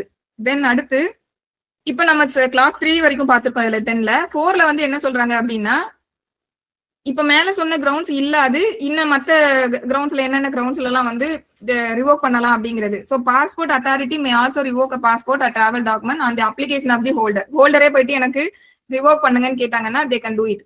தென் அடுத்து கிளாஸ் 5 பொறுத்த வரைக்கும் இந்த மாதிரி பாஸ்போர்ட் அத்தாரிட்டிஸ் வந்து இந்த என்டாஸ்மெண்ட்ல வந்து வேரி பண்றாங்க இல்ல கேன்சல் பண்றாங்க இல்ல கண்டிஷன்ஸ்ல வந்து ஏதாவது வந்து வெரி பண்றாங்க அப்படின்ற போதும், அதே போல பாஸ்போர்ட் ஆர் டிராவல் டாக்குமெண்ட்டை வந்து இம்பவுண்ட் பண்றாங்க இல்ல ரிவோக் பண்றாங்க. சோ இந்த 5 விஷயம் தான் இந்த செக்ஷன் 10ல ஃபுல்லாவே இருக்கு. சோ இந்த விஷயங்கள்ல எதையாவது வந்து இந்த பாஸ்போர்ட் அத்தாரிட்டி பண்றாங்க அப்படின்னு சொல்லும்போது அவங்க அதை ரைட்டிங்ல ரெக்கார்ட் பண்ணணும். அதோட பிரீஃப் ஸ்டேட்மெண்ட்டை ரைட்டிங்ல ரெக்கார்ட் பண்ணணும். அந்த கன்சர்ன் பர்சன் வந்து கேக்குறாங்க அப்படின்னா அதோட காப்பி வந்து அவங்களுக்கு கொடுக்கணும். அதுக்கு எக்ஸெப்ஷன் என்னன்னா கொடுக்க மறுக்கவும் செய்யலாம். அதற்கான grounds for rejection, grounds for reject the giving opinion, அந்த ஒப்பீனியனை கொடுக்கறதுக்கு ரிஜெக்ஷனுக்கான கிரவுண்ட்ஸ் வந்து சாவரனிட்டியை அஃபெக்ட் பண்ணும், இன்டெகிரிட்டி ஆஃப் இந்தியாவை அஃபெக்ட் பண்ணும், செக்யூரிட்டி ஆஃப் இந்தியாவை வந்து ப்ரிஜுடைஸ் ஆகும், ஃப்ரெண்ட்லி ரிலேஷன்ஷிப் ப்ரிஜுடைஸ் ஆகும், இல்லைன்னா பப்ளிக் இன்ட்ரெஸ்ட். ஸோ இந்த காரணங்கள் இருந்ததுன்னா அவங்க ரெஃப்யூஸும் பண்ணலாம். இது வந்து கிளாஸ் 5ல சொல்லியிருக்காங்க. தென் கிளாஸ் 6ல வந்து இப்போ நம்ம இவ்வளவு நேரம் இந்த பாஸ்போர்ட் அத்தாரிட்டின்னு சொல்லக்கூடியவங்க தானே இதெல்லாம் பண்றாங்கன்னு சொல்லிட்டு வரோம். இதே போல இந்த பாஸ்போர்ட் அத்தாரிட்டிஸ் வந்து யாருக்கு சபார்டினேட்டா இருக்காங்களோ, சோ பாஸ்போர்ட் அத்தாரிட்டிக்கு மேல இருக்கக்கூடிய அத்தாரிட்டி, அந்த அத்தாரிட்டி நினைச்சாங்கன்னா அவங்க ரைட்டிங்ல பாஸ்போர்ட்டை வந்து இம்பவுண்ட் பண்ண முடியும், ரிவோக்கும் பண்ண முடியும். அததான் வந்து கிளாஸ் 6ல சொல்லியிருக்காங்க. சோ அவங்க அந்த மாதிரி இந்த அத்தாரிட்டி வந்து பண்றாங்க அப்படின்ற பட்சத்துல அவங்களும் இப்ப நம்ம மேல என்னென்ன ப்ரொவிஷன்ஸ் எல்லாம் என்னெல்லாம் பார்த்தோமோ அந்த ப்ரொவிஷன்ஸ் எல்லாமே அவங்களுக்கும் அப்ளிகபிள் ஆகும் சொல்லக்கூடியது செக்ஷன் கிளாஸ் 6, செக்ஷன் இல்ல கிளாஸ் 6. தென் இப்போ ஹோல்டர் ஆஃப் தி டாக்குமெண்ட் இருக்காங்க இல்லையா, அவங்க வந்து கோர்ட் ஆஃப் லாவ்ல வந்து கன்விக்ட் பண்ணப்பட்டிருக்காங்க ஏதாவது ஒரு அஃபென்ஸுக்கு அப்படின்னாலும் அப்ப வந்து டாக்குமெண்ட் வந்து ரிவோக் பண்ணலாம் அப்படிங்கிறது கிளாஸ் 7ல சொல்லியிருக்காங்க. அதாவது கோர்ட் ஆஃப் கன்விக்ஷன் இருக்காங்க இல்லையா, ஒரு கோர்ட் வந்து இந்த ஹோல்டர் ஆஃப் தி டாக்குமெண்ட் வந்து கன்விக்ட் பண்ணுவாங்க இல்லையா, அந்த court. So court convicting the holder of the document அவங்க நினைச்சாங்க அப்படின்னா அந்த டைம் வந்து அவங்க பாஸ்போர்ட்டை வந்து ரிவோக் பண்றதுக்கு வந்து இது பண்ணலாம். தென் அடுத்து கிளாஸ் 8 பொறுத்த வரைக்கும் இப்ப இந்த மாதிரியான விஷயங்களை அப்பலேட் கோர்ட் இல்லைன்னா ரிவிஷனல் கோர்ட் வந்து ஹைகோர்ட் வந்து அவங்களோட ரிவிஷனல் பவரை எக்ஸசைஸ் பண்ணும்போது அவங்களும் இந்த பவரை எக்ஸசைஸ் பண்ண முடியும் அப்படின்னு சொல்லக்கூடியது. ரிவோகேஷனுக்கு வந்து அவங்களும் ஆர்டர் பாஸ் பண்ண முடியும். அதுதான் இது யூஸ்வலா நமக்கு தெரிஞ்சதுதான்.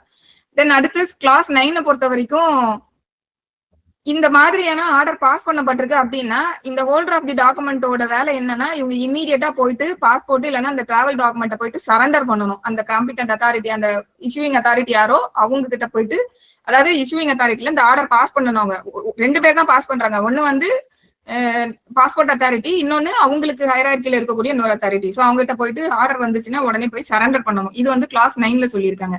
இது எல்லாமே சொல்லக்கூடியது நமக்கு செக்ஷன் 10. தென் செக்ஷன் 10A வந்து suspension of passport or travel document in certain cases.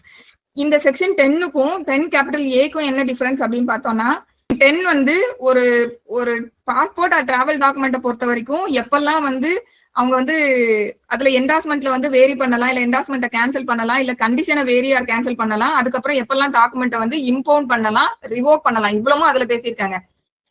இப்ப இதை பேசும்போது சப்போஸ் வந்து என்ன இருக்கும் அப்படின்னா, ஏன்னா அதெல்லாம் பண்ணும்போது அவங்க லாஸ்ட்ல வந்து அவங்களுக்கு வந்து ரைட்டிங்ல வந்து இது பண்ணணும் அப்படிங்கிற ப்ரொசீஜர் சொல்லியிருக்காங்க இல்லையா.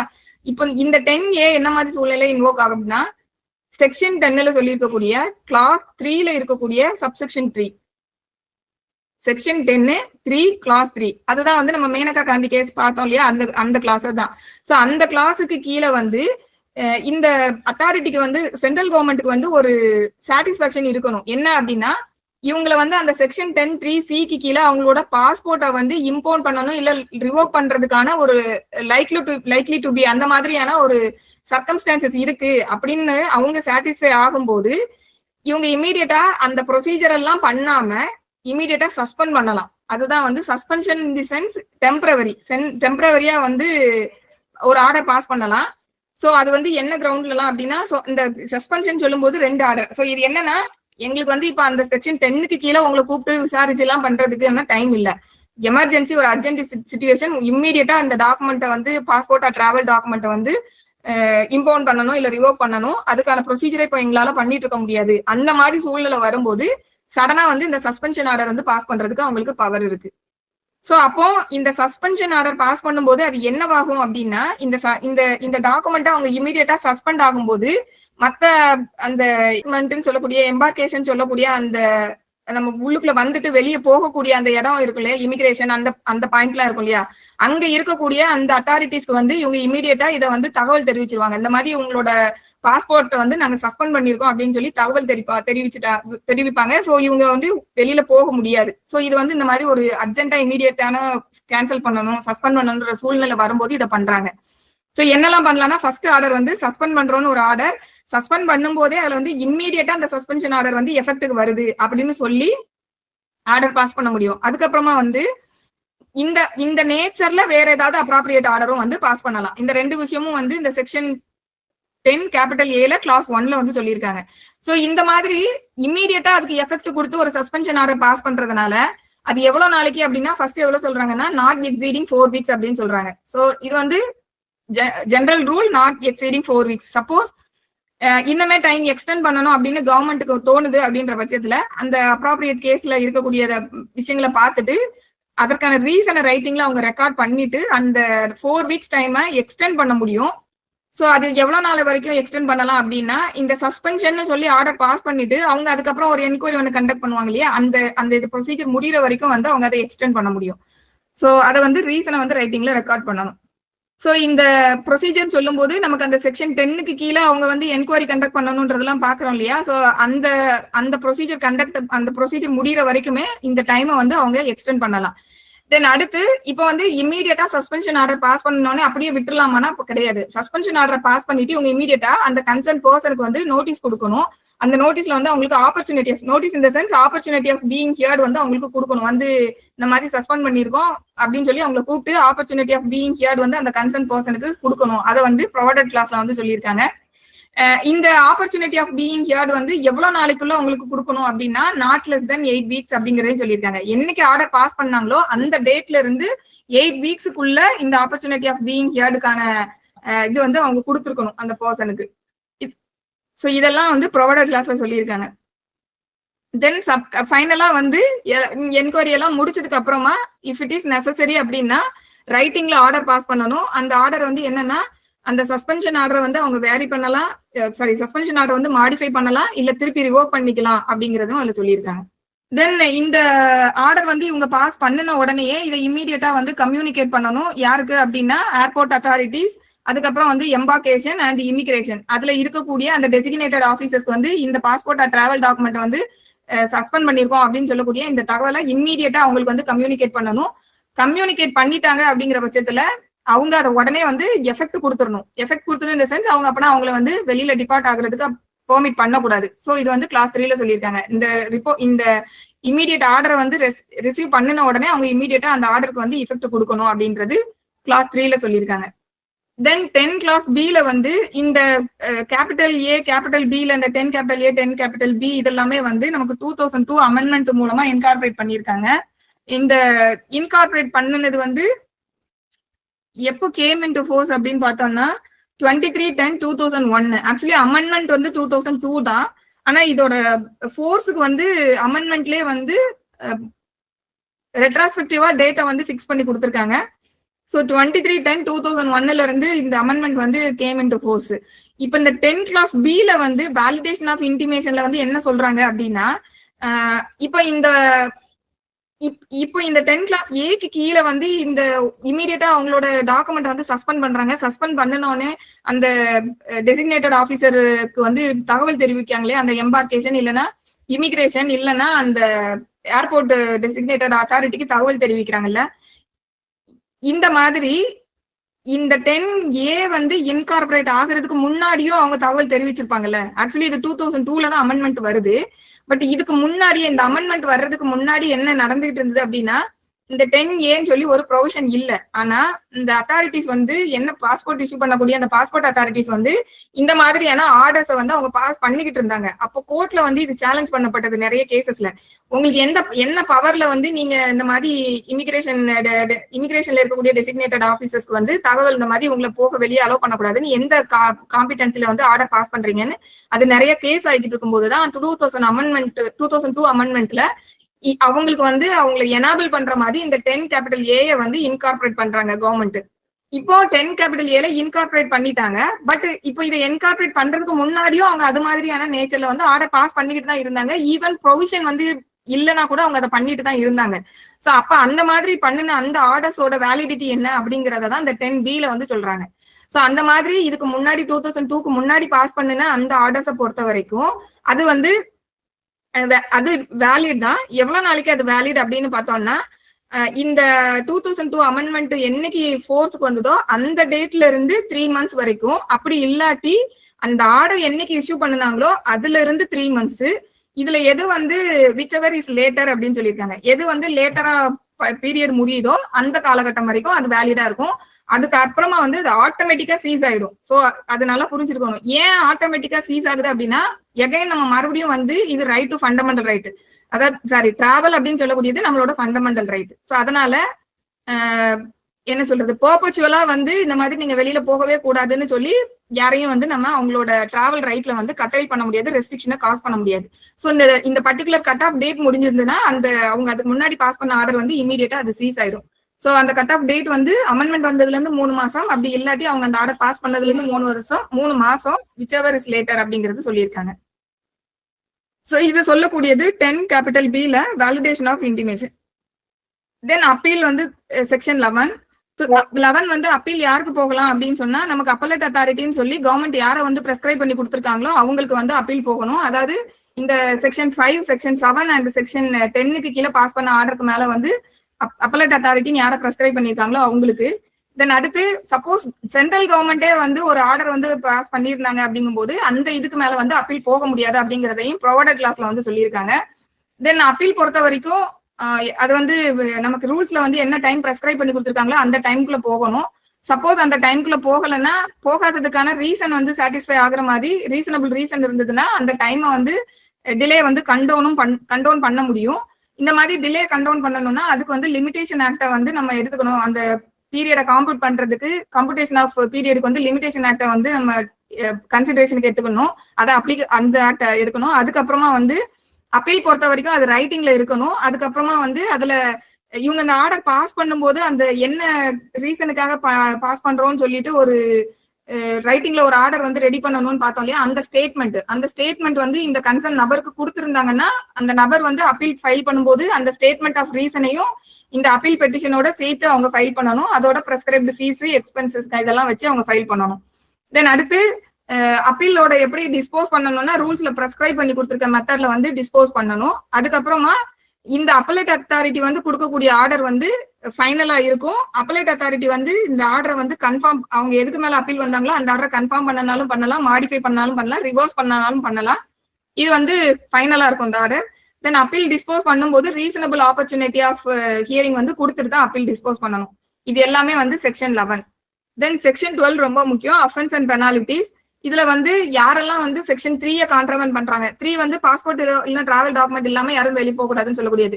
சோ அந்த செக்ஷன் 3 யாராவது கான்ட்ரவென்ட் பண்ணினாங்கன்னா, அப்படி இல்லாட்டி இந்த அப்ளிகேஷன் கொடுக்கும் போதே வந்து சப்ரஷன் ஆஃப் மெட்டீரியல் ஃபேக்ட் இல்லைன்னா வந்து எதையாவது கன்சீல் பண்ணிட்டு அந்த டாக்குமெண்ட் வந்து அப்டைன் பண்ணியிருந்தாங்க அப்படின்னா, அப்படி இல்லாட்டி இன்ஸ்பெக்ஷனுக்காக டாக்குமெண்ட்டை ப்ரொடியூஸ் பண்ண சொல்லும் போது இவங்க போய் அதை ப்ரொடியூஸ் பண்ணாம இருந்தாங்கன்னா, அதுக்கப்புறமா வந்து தன்னோட டாக்குமெண்ட்டை வந்து தன்னோட பாஸ்போர்ட் டிராவல் டாக்குமெண்ட்டை வந்து இன்னொரு பர்சனுக்கு வந்து நோயிங்ஃபுல்லா வந்து அலோவ் பண்றது, அப்படி இல்லாட்டி இன்னொருத்தவங்களோட டாக்குமெண்ட்டை நோயிங்ஃபுல்லா இவங்க எடுத்து பயன்படுத்துறது, இல்ல தன்னோடதை இன்னொருத்தவங்களை பயன்படுத்த அலோவ் பண்றது. ஸோ இதுக்கு எல்லாத்துக்குமான பனிஷ்மெண்ட் என்னன்னா, இம்ப்ரிசன்மெண்ட் வந்து 2 years வரைக்கும் எக்ஸ்டெண்ட் ஆக முடியும். ஃபைன் பொறுத்த வரைக்கும் 5,000 வரைக்கும் எக்ஸ்டெண்ட் ஆக முடியும், இல்லைன்னா 2 சேர்த்து கொடுக்கலாம். இது வந்து செக்ஷன் 12ல கிளாஸ் 1.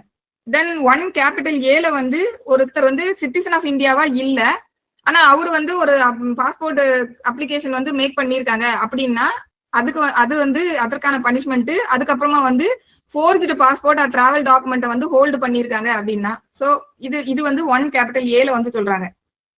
சோ ஒரு நான் சிட்டிசன் அவரு வந்து அவரோட சிட்டிசன்ஷிப்பை வந்து சப்ரஷன் ஆஃப் இன்ஃபர்மேஷன், அதாவது நேஷனாலிட்டி தொடர்புபட்ட இன்ஃபர்மேஷனை சப்ரஸ் பண்ணிட்டு அப்ளிகேஷனை மேக் பண்ணி அதன் மூலமா பாஸ்போர்ட் வந்து அப்டைன் பண்றாங்க அப்படின்னா, அப்ளிகேஷனை போடுறாங்க இல்லைன்னா அப்டைன் பண்றாங்க ரெண்டுமே. தென் ஃபோர்ஜ்டு டாக்குமெண்ட், இதுக்கு வந்து என்ன ஃபைன் அப்படின்னா not less then 1 year, imprisonment not less then 1 year. இது வந்து 5 years வரைக்கும் எக்ஸ்டெண்ட் ஆக முடியும். அதே போல ஃபைன் பொறுத்த வரைக்கும் shawl not be less than 10,000 rupees. இது வந்து 50,000 வரைக்கும் எக்ஸ்டெண்ட் ஆக முடியும். இது ரெண்டுமே வந்து அலாங் வித் ஃபைன். இது வந்து ஆர் கிடையாது, அலாங் வித்.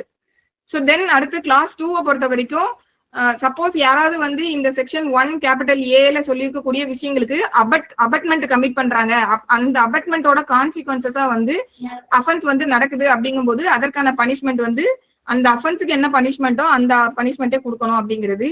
தென் கிளாஸ் 3ல வந்து இந்த ஆக்டுக்கு கீழே இருக்கக்கூடிய ஏதோ ஒரு விஷயங்களை வந்து அவங்க கான்ட்ரவென்ட் பண்றாங்க, இல்லைன்னா பாஸ்போர்ட்ல இருக்கக்கூடிய டிராவல் டாக்குமெண்ட்ல இருக்கக்கூடிய கண்டிஷன்ஸை வந்து கான்ட்ரவென்ட் பண்றாங்க அப்படின்னா அதுக்கு பிரெஸ்கிரைப்டா எந்த விதமான பனிஷ்மெண்ட்டும் இந்த ஆக்ட்ல சொல்லப்படாத ஒரு சூழ்நிலை இருக்குன்னா அதற்கான பனிஷ்மெண்ட் 3 months வரைக்கும் இம்ப்ரிசன்மெண்ட் எக்ஸ்டெண்ட் ஆக முடியும். இல்லைன்னா ஃபைன் பொறுத்த வரைக்கும் 500 rupees வரைக்கும் எக்ஸ்டெண்ட் ஆகலாம், இல்லைன்னா ரெண்டும் சேர்த்து. தென் ஏற்கனவே ஒரு நபர் இந்த சட்டத்தின் கீழே தண்டிக்கப்பட்டிருக்காங்க, அதுக்கப்புறம் எகைன் திருப்பியும் வந்து அஃபென்ஸை கமிட் பண்றாங்க, இதே சட்டத்துக்கு கீழே வேற ஒரு அஃபென்ஸை கமிட் பண்றாங்க அப்படின்னா டபுள் தி பெனாலிட்டி கொடுக்கணும். டபுள் தி பெனாலிட்டி எந்த இதுக்கு அப்படின்னா செகண்ட் டைம் சப்சிக்வெண்டா என்ன அஃபென்ஸ் கமிட் பண்றாங்களோ அந்த அஃபென்ஸுக்கு வந்து என்ன பனிஷ்மெண்ட்டோ அதுக்கு இந்த லேட்டர் அஃபென்ஸுக்கு உள்ள பனிஷ்மெண்ட் டபுள் தி பனிஷ்மெண்ட். அது வந்து கிளாஸ் 4ல சொல்லியிருக்காங்க. தென் செக்ஷன் 13ல பவர் டு அரெஸ்ட் பொறுத்த வரைக்கும் கஸ்டம்ஸ் டிபார்ட்மெண்ட்ல இருக்கக்கூடிய எம்பவர்டு ஆபீசர், அப்படி இல்லாட்டி எம்பவர்டு ஆபீசர்னா அவங்க சென்ட்ரல் கவர்மெண்ட் வந்து அவங்க எம்பவர் பண்றாங்க, அதுக்கப்புறம் போலீஸ் ஆபீசர், அதுக்கப்புறம் இமிகிரேஷன் ஆபீசர், அவங்க வந்து not below the rank of sub inspector. So இவங்க வந்து அரெஸ்ட் பண்ண முடியும். என்ன கிரவுண்ட்ல அப்படின்னா ரீசனபிள் சஸ்பிஷன் இருக்கணும். இந்த செக்ஷன் 12க்கு கீழே ஏதோ ஒரு அஃபென்ஸ் கமிட் பண்ணிருக்காங்கிற மாதிரி ரீசனபிள் சஸ்பிஷன் இருந்ததுன்னா இவங்க அரெஸ்ட் பண்ண முடியும். அரெஸ்ட் பண்ணோடனே இமீடியட்டா அவங்களுக்கு வந்து கிரவுண்ட்ஸ் ஆஃப் அரெஸ்ட் வந்து அந்த கன்சர்ன் பர்சனுக்கு சொல்லணும். அதுக்கப்புறமா வந்து அரெஸ்ட் பண்ணனோடனே வித்தவுட் டிலே மேஜிஸ்ட்ரேட் கிட்டயோ இல்ல பக்கத்துல இருக்கக்கூடிய நியரஸ்ட் போலீஸ் ஸ்டேஷன்லயோ கொண்டு போய் அவங்கள சரண்டர் பண்ணணும் அப்படிங்கறதையும் சொல்லியிருக்காங்க. So section 57 of code of criminal procedure இந்த இடத்துல வந்து ஃபாலோ பண்ணணும்ன்றது இப்போ அது வந்து செக்ஷன் 58 BNWSல இருக்கு. என்னன்னா மோர் தென் 24 hours வந்து அவங்க கஸ்டடியில வச்சிருக்க கூடாது அப்படின்னு சொல்லக்கூடியது. தென் செக்ஷன் 14ல பவர் ஆஃப் சர்ச் அண்ட் சீசர்ல இதுலயும் வந்து இந்த கஸ்டம்ஸ்ல எம்பவர் பண்ணப்பட்ட ஆபீசர், அதுக்கப்புறமா வந்து போலீஸ் ஆபீசர், அப்புறம் எமிகிரேஷன் ஆபீசர் எல்லாருமே வந்து not below the rank of sub inspector இருக்கக்கூடியவங்க. பாஸ்போர்ட் ஆர் டிராவல் டாக்குமெண்ட்டை பொறுத்த வரைக்கும் ஒரு பர்சன் கிட்ட இருந்து சீஸ் பண்ண சர்ச் அண்ட் சீசர் வந்து அவங்க பண்ண முடியும். எப்பன்னா இந்த செக்ஷன் 12ல சொல்லியிருக்கக்கூடிய அஃபென்ஸ் பார்த்தோம் இல்லையா, அதுல இருக்கக்கூடிய ஏதோ ஒரு விஷயத்த கமிட் பண்ணிருக்காங்க அப்படின்றதுக்கான ரீசனபிள் சஸ்பிஷன் இருந்ததுன்னா ஸோ சர்ச் அண்ட் சீசர் பண்ணும்போது BNWS வந்து ஃபாலோ பண்ணணும் அப்படிங்கிறது. தென் செக்ஷன் 15ல previous sanction of central government வந்து நெசசரி. ஏன்னா இந்த ஆக்டுக்கு கீழே ப்ராசிக்யூட் பண்ணணும் அப்படின்னா சென்ட்ரல் கவர்மெண்ட் கிட்ட இருந்து அவங்க சாங்ஷன் வாங்கிட்டு தான் ப்ராசிக்யூஷனை வந்து பண்ண முடியும் அப்படின்னு சொல்லக்கூடியது செக்ஷன் 15. அடுத்து செக்ஷன் 16 வந்து protection of action taken in good faith, நன்னம்பிக்கையில் எடுக்கப்பட்ட நடவடிக்கைகளுக்கு எந்த விதமான வழக்கும் தொடர முடியாது. தென் செக்ஷன் 17 வந்து முக்கியமானது, passport and travel document to be property of central government சொல்லியிருக்காங்க. ஸோ இந்த 2 டாக்குமெண்ட்டுக்குமே யார் ஓனர் அப்படின்னு பார்த்தோம்னா சென்ட்ரல் கவர்மெண்ட் தான். ஸோ சென்ட்ரல் கவர்மெண்ட் தான் வந்து இந்த டாக்குமெண்ட்ஸ்க்கு எல்லாமே இதெல்லாமே அவங்களோட டாக்குமெண்ட் அப்படிங்கிறது இந்த ப்ரொவிஷன்ல வந்து சொல்லியிருக்காங்க. ஸோ இது வந்து all times remain the property of the central government. Then section 19ல சில கண்ட்ரிஸை பொறுத்த வரைக்கும் சென்ட்ரல் கவர்மெண்ட் வந்து நோட்டிஃபை பண்றாங்க அப்படின்னா அந்த கண்ட்ரிஸ்க்கு அந்த கண்ட்ரிஸ்க்கு வந்து அதோட அங்க வந்து நம்ம போக முடியாது, அந்த ஃபாரின் கண்ட்ரிஸ்க்கு வந்து போக முடியாது. இந்த பாஸ்போர்ட் ஆர் டிராவல் டாக்குமெண்ட்னு சொல்லக்கூடியது வந்து அந்த இடத்துல சீஸ் ஆயிடும் இந்த பர்டிகுலர் கண்ட்ரிஸை பொறுத்த வரைக்கும். இது வந்து செக்ஷன் 19ல சொல்றாங்க. ஸோ என்னன்னா upon the issue of notification by the government that foreign countries. So நோட்டிபிகேஷன்ல கவர்மெண்ட் வந்து இந்த 4 கண்ட்ரி என்னன்னா எந்த கண்ட்ரி வந்து எக்ஸ்டர்னல் அக்ரஷன் இந்தியாவுக்கு அகேன்ஸ்டா எக்ஸ்டர்னல் அக்ரஷன் வந்து எந்த நாடு கமிட் பண்ணுதோ அந்த நாடு, அதுக்கப்புறமா வந்து எந்த நாடுகள்லாம் நம்ம இந்தியாவுக்கு அகேன்ஸ்டா எக்ஸ்டர்னல் அக்ரஷன் கமிட் பண்ணும்போது அதுக்கு போய் சப்போர்ட் பண்றாங்களோ அந்த நாடு, அதுக்கப்புறமா வந்து ஆர்ம்டு ஹாஸ்டிலிட்டிஸ்ல வந்து இன்வால்வ் ஆகக்கூடிய நாடுகள், அதுக்கப்புறமா வந்து நமக்கு வந்து இந்த சீரியஸா வந்து ஃபாரின் அஃபேர்ஸை வந்து அஃபெக்ட் பண்ற மாதிரியான விஷயங்கள். ஸோ இது தொடர்புபட்ட நாடுகள்ல வந்து கவர்மெண்ட் நோட்டிஃபை பண்ணிட்டாங்க அப்படின்னு சொல்லும்போது இந்த நாடுகளுக்கு வந்து தொடர்புபட்ட பாஸ்போர்ட் ஆர் டிராவல் டாக்குமெண்ட் இமீடியட்டா வந்து சீஸ் ஆயிடும். எப்போ வரைக்கும் அப்படின்னா அன்லெஸ் அதர்வைஸ் அவங்க வந்து ஸ்பெஷல் என்டாஸ்மெண்ட் மூலமா கவர்மெண்ட் பெர்மிட் பண்ணல அப்படின்னா அது வந்து சீஸ் ஆகும், அதுக்கு வந்து எந்த வேலிடிட்டியும் இல்லாம போயிடும். இது வந்து செக்ஷன் 19ல வந்து சொல்லியிருக்காங்க. தென் செக்ஷன் 20ல வந்து என்ன சொல்றாங்க அப்படின்னா, நம்ம ஜெனரல் ரூல் என்ன பார்த்தோம்னா இந்தியன் சிட்டிசனுக்கு மட்டும்தான் பாஸ்போர்ட் இஷ்யூ பண்ண முடியும்ன்றது நம்ம பார்த்தோம். பட் 20ல வந்து அதுக்கு வந்து ஒரு எக்ஸெப்ஷனா என்ன சொல்றாங்கன்னா, கவர்மெண்ட் நினைச்சாங்க அப்படின்ற பட்சத்துல ஈவன் யாருக்கு வேணும்னாலும் அவங்க பாஸ்போர்ட் இஷ்யூ பண்ண முடியும் அப்படின்ற மாதிரி ஒரு ஒரு சேவிங் கிளாஸ் வந்து இதுல இருக்கு. So not with standing anything contained in the foregoing provision relating to issue of passport or travel document, the central government may issue or cause to be issued a passport or travel document to a person who is not a citizen of India அப்படிங்கறது சொல்லியிருக்காங்க. So citizen of India இல்லைன்னா கூட government நினைச்சாங்கன்னா அந்த மாதிரி issue பண்ண முடியும். கவர்மெண்ட்டுக்கு வந்து இது இந்த மாதிரி நம்ம இவங்களுக்கு இஷ்யூ பண்றது நெசசரி அப்படின்னு அவங்களுக்கு வந்து ஒப்பீனியன் இருக்கும்போது they can do it.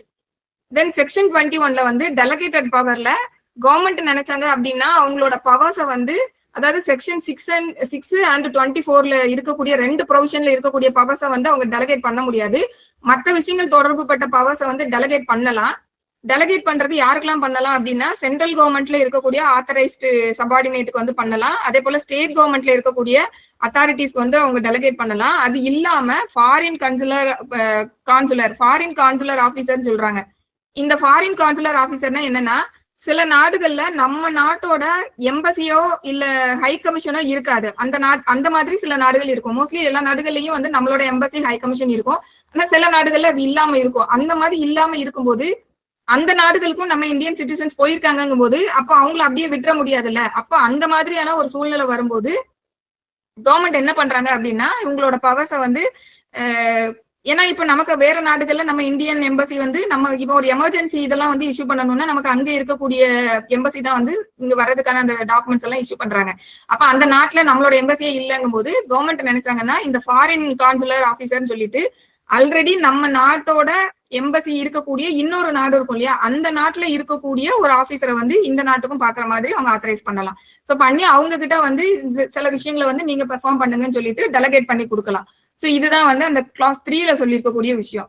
Then அடுத்து பவர் டு எக்ஸாம்ட் செக்ஷன் 22ல என்ன சொல்றாங்கன்னா, இப்ப மேல நம்ம சொல்லிட்டு வந்து இவ்வளவு விஷயங்களை பொறுத்த வரைக்கும் கவர்மெண்ட் நினைச்சாங்க அப்படின்னா ஏதாவது ஒரு பர்சனுக்கோ இல்ல ஏதாவது ஒரு கிளாஸ் ஆஃப் பர்சன்ஸுக்கோ இந்த ஆக்ட்ல இருக்கக்கூடிய எந்த விதமான ப்ரொவிஷனும் அப்ளை ஆகாது அப்படின்னு சொல்லி எக்ஸ்க்ளூட் பண்ணணும்னு கவர்மெண்ட் நினைச்சாங்கன்னா பண்ண முடியும்.